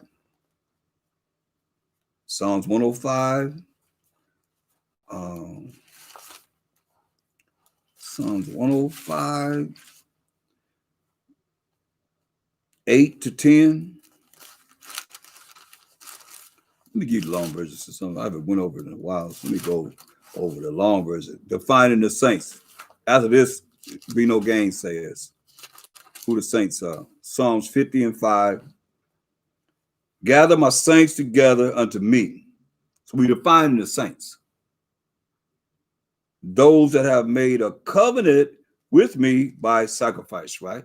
So a covenant is agreement or a contract that the Most High made with a certain people by sacrifice. Now, when you go to who the covenant was with and for, go to Psalms 105, 8 to 10. It says, he have remembered his covenant or his contract or agreement forever. The word which he commanded to 1,000 generations. Now I'm going to tell you who the covenant was with. Which covenant he made with Abraham and his oath unto Isaac, and confirmed the same unto Jacob for a law. So from Abraham to Isaac to Jacob for a law, and to Israel for an everlasting covenant. Hear that? Gonna last forever. So the Israelites are the one that sacrificed, had a covenant with the Most High of sacrifice. Now let's prove it even further. Psalms 148, 14. Psalms 148, 14. He also exalted the horn, which is the power, like the ram's horn, the bull's horn, that's power. He also exalted the horn or the power of his people, the praise of all his saints. Who are they? Even of the children of Israel. Who are we? A people near unto the Most High. Praise ye the Most High. Continue. Psalms 149, 1. Praise ye the Most High. Sing to the Most High a new song, and his praise in the congregation of saints. Say, let Israel, and you know Israel are the saints. Let Israel rejoice in him that made him. Let the children of Zion be joyful in their king. See? So going back to Wisdom of Solomon. Now that we define the saints clearly, Wisdom of Solomon 3 and 9, it says, they that put their trust in him shall understand the truth, understand his laws, which is the truth. And such as be faithful in love, keeping of the commandments. So he told you in 1 John 5 and 3, for this is the love of the Most High, that we keep his commandments, and commandments are not grievous, shall abide with him. For grace and mercy, grace is getting something you don't deserve, and mercy is not getting something you do deserve. So grace and mercy is to his saints. We just defined the saints to the Israelites. And he have care for his elect. Who's his elect? Isaiah 45 and 4. That's why I say you can understand to the precepts. He have care for his elect. So you can't get no one. You can't gainsay all this. You can't get nobody else in this. Isaiah 34 and 4. For Jacob my servant's sake, and Israel mine elect. See? There it is. So another one. Wisdom of Solomon 4:15. So you got Wisdom of Solomon 3 and 9, and Wisdom of Solomon 4:15 that defines who the mercy and grace is for. That's why we here. Because remember he said in Isaiah 14 and 1, where the Most High will have mercy on Jacob. So it says, Wisdom of Solomon 4:15. This the people saw and understood it not. Neither laid they up this in their minds, that his grace and mercy is with his saints. There it is. Is with his saints. And he had respect unto his chosen, right? So his grace and mercy is to his saints, who are the 12 tribes of Israel. And he had respect unto his chosen, right? So who are the chosen? How you prove who the chosen are? Go to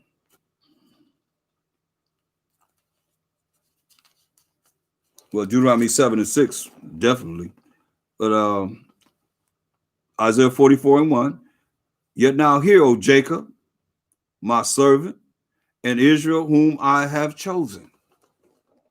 Israelites who have chosen. Point blank. So this is what we're looking at. So going back to Isaiah 14 and 1.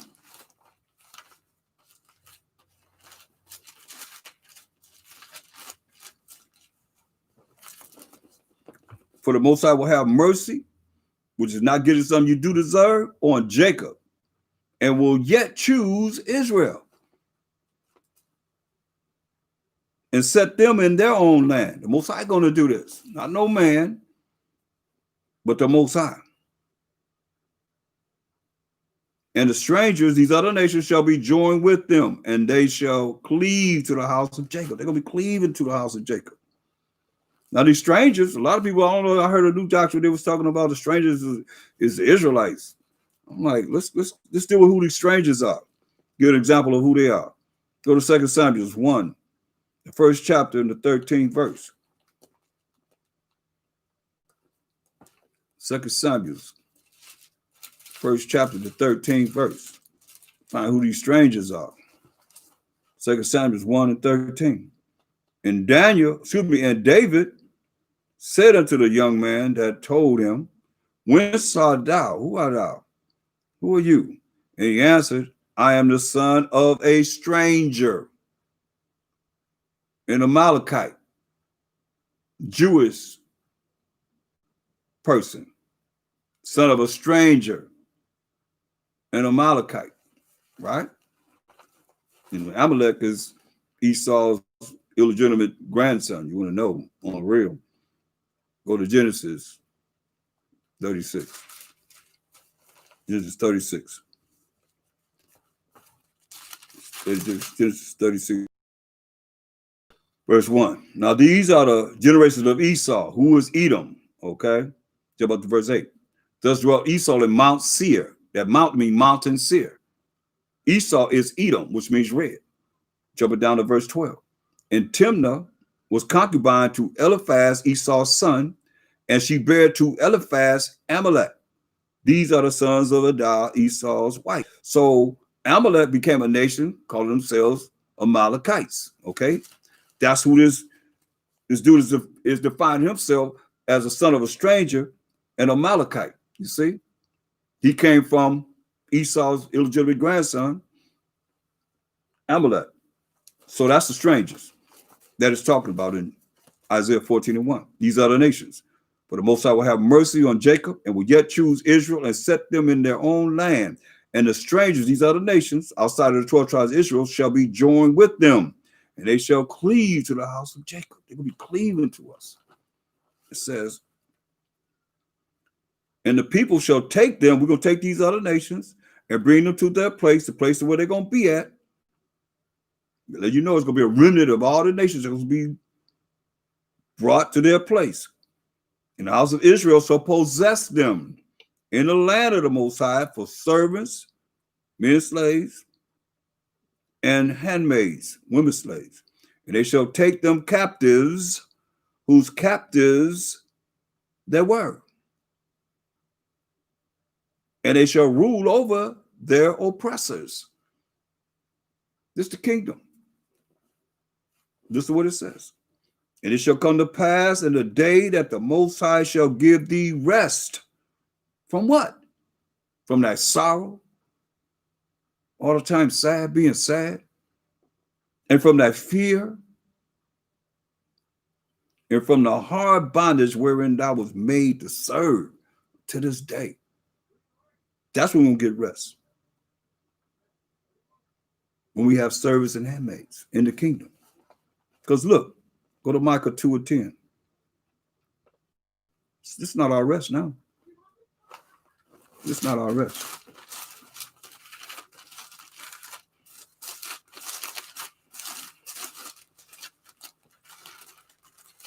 What's the book of Micah 2 and 10?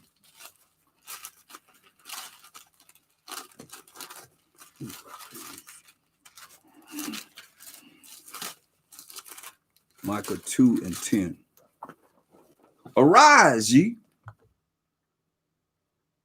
and depart. But this is not your rest. This ain't our rest. Because it is polluted. You know, it's polluted. You ever, I don't know what cities y'all live in, but pollution is filthy but nasty, man. You wash your car and the pollution come down on your car, be nasty looking. Because it is polluted. It shall destroy you. Even with the sore destruction. If you get caught up in this world. That's why most I said in James 4 and 4, y'all. Hear the word of the Most High. I'm just about finished with you. It says, James 4 and 4, you adulteresses, know ye not that the friendship of the world is enmity with the Most High? You at war with the Most High. Be a friend of this world. The world set up to send you straight to hell, man. With it. Whosoever therefore will be a friend of the world is the enemy of the Most High. Hear that? You won't be a friend of the world, you're going to be the enemy of the Most High. That's why we have to look at what it is that's promised to us. As you heard solutions, what works, what's marvelous in the eyes of the Most High. You see the kingdom that's coming to us. You see the judgment of those that don't want to do right. All that came out. You have your choice. Choose life or death. That's it. That's it. So let's look at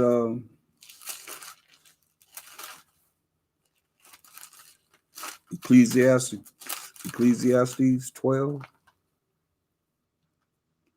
And appreciate you for joining me on the Sabbath day.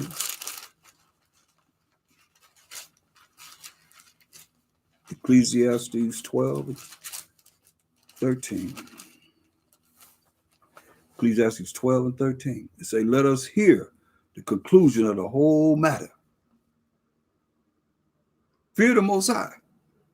Be afraid of the Most High. He say he's going to melt you. Respect the Most High. And keep his commandments. Keep his commandments. But this is the whole duty of man. Keep his commandments. This is the whole duty of man. For the Most High shall bring every work into judgment. Everything we've done in these mortal bodies, he's going to bring it into judgment. It's being written in the books. With every secret thing. All the things that we've done in secret, he's going to see them too. They've been written in the books too. Whether it be good, keeping the Most High's laws, or whether it be evil, breaking the Most High's laws. So Daniel's 7:18. Daniel 7:18.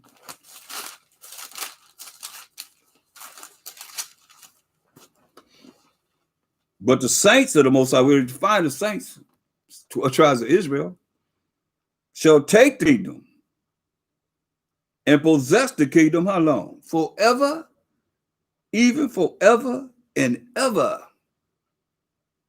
Saints of the Most High shall take the kingdom and possess the kingdom forever, even forever and ever. That's why we got next. That's why the Spirit brought in the 90s. Who got next? We got next. What we gonna do? Take the kingdom. Been saying that since the 90s. And the Spirit brought to me, and we was in Atlanta, what we got next. When? Said now. How? Bahashama Mashiach Yahushua. This that time, y'all.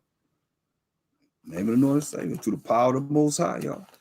So verse 27, Daniel 7:27, it said, and the kingdom and dominion and the greatness of the kingdom under the whole heaven shall be given to the people of the saints of the Most High, whose kingdom is an everlasting kingdom. Hear that? That means it's going to last forever and ever and ever. And all dominions shall serve and obey him. Going to serve and obey him. Like it was in the beginning. He said in the beginning, everybody obeyed. Say all dominions, all nations, every last one that lives, gonna serve and obey him. Hitherto is the end of the matter. That's it. That's all I have to say. And bring forth. So I appreciate everyone um, joining me on this Sabbath day. It's over here. So, and I hope that was edifying. I hope you took notes. I think it's being recorded. So hopefully, usually don't give me about a minute and 45 seconds. Like I've been on here 3 hours. They only give me like a minute or something. Hopefully, they'll actually put the lesson up so you can actually review it. I underbar praise to the Most High about Shema Shai for His word is true. Okay. So, anyone have anything they want to add or say before I close up? Let's see.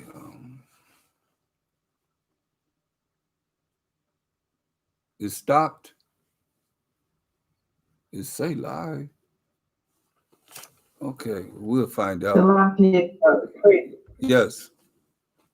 I had a question about, you mentioned that the strangers were the other nations, but didn't you say that a stranger could also be an Israelite that you don't know, right? Yes. Yes. Okay. All right. Just want to make sure.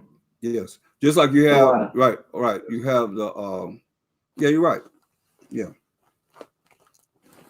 But those strangers are going to be, we're already in captivity. What are we going to put our own people in captivity for? You know what I mean? So that's why, that's speaking of the other nations. But a stranger is also with our people that don't know each other, but we still Israelites. Like a lot of you, I don't know. I know of you, or you know of me, however it is. But it is what it is. And with that, I say shalom. I'm out. No one else have anything else to say?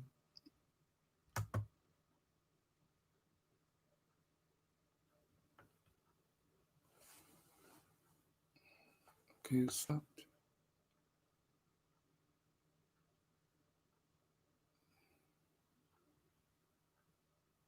Say end stream. Okay, your stream will stop immediately, and you will no longer be live.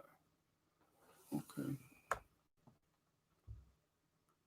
The what are y'all for being on with me?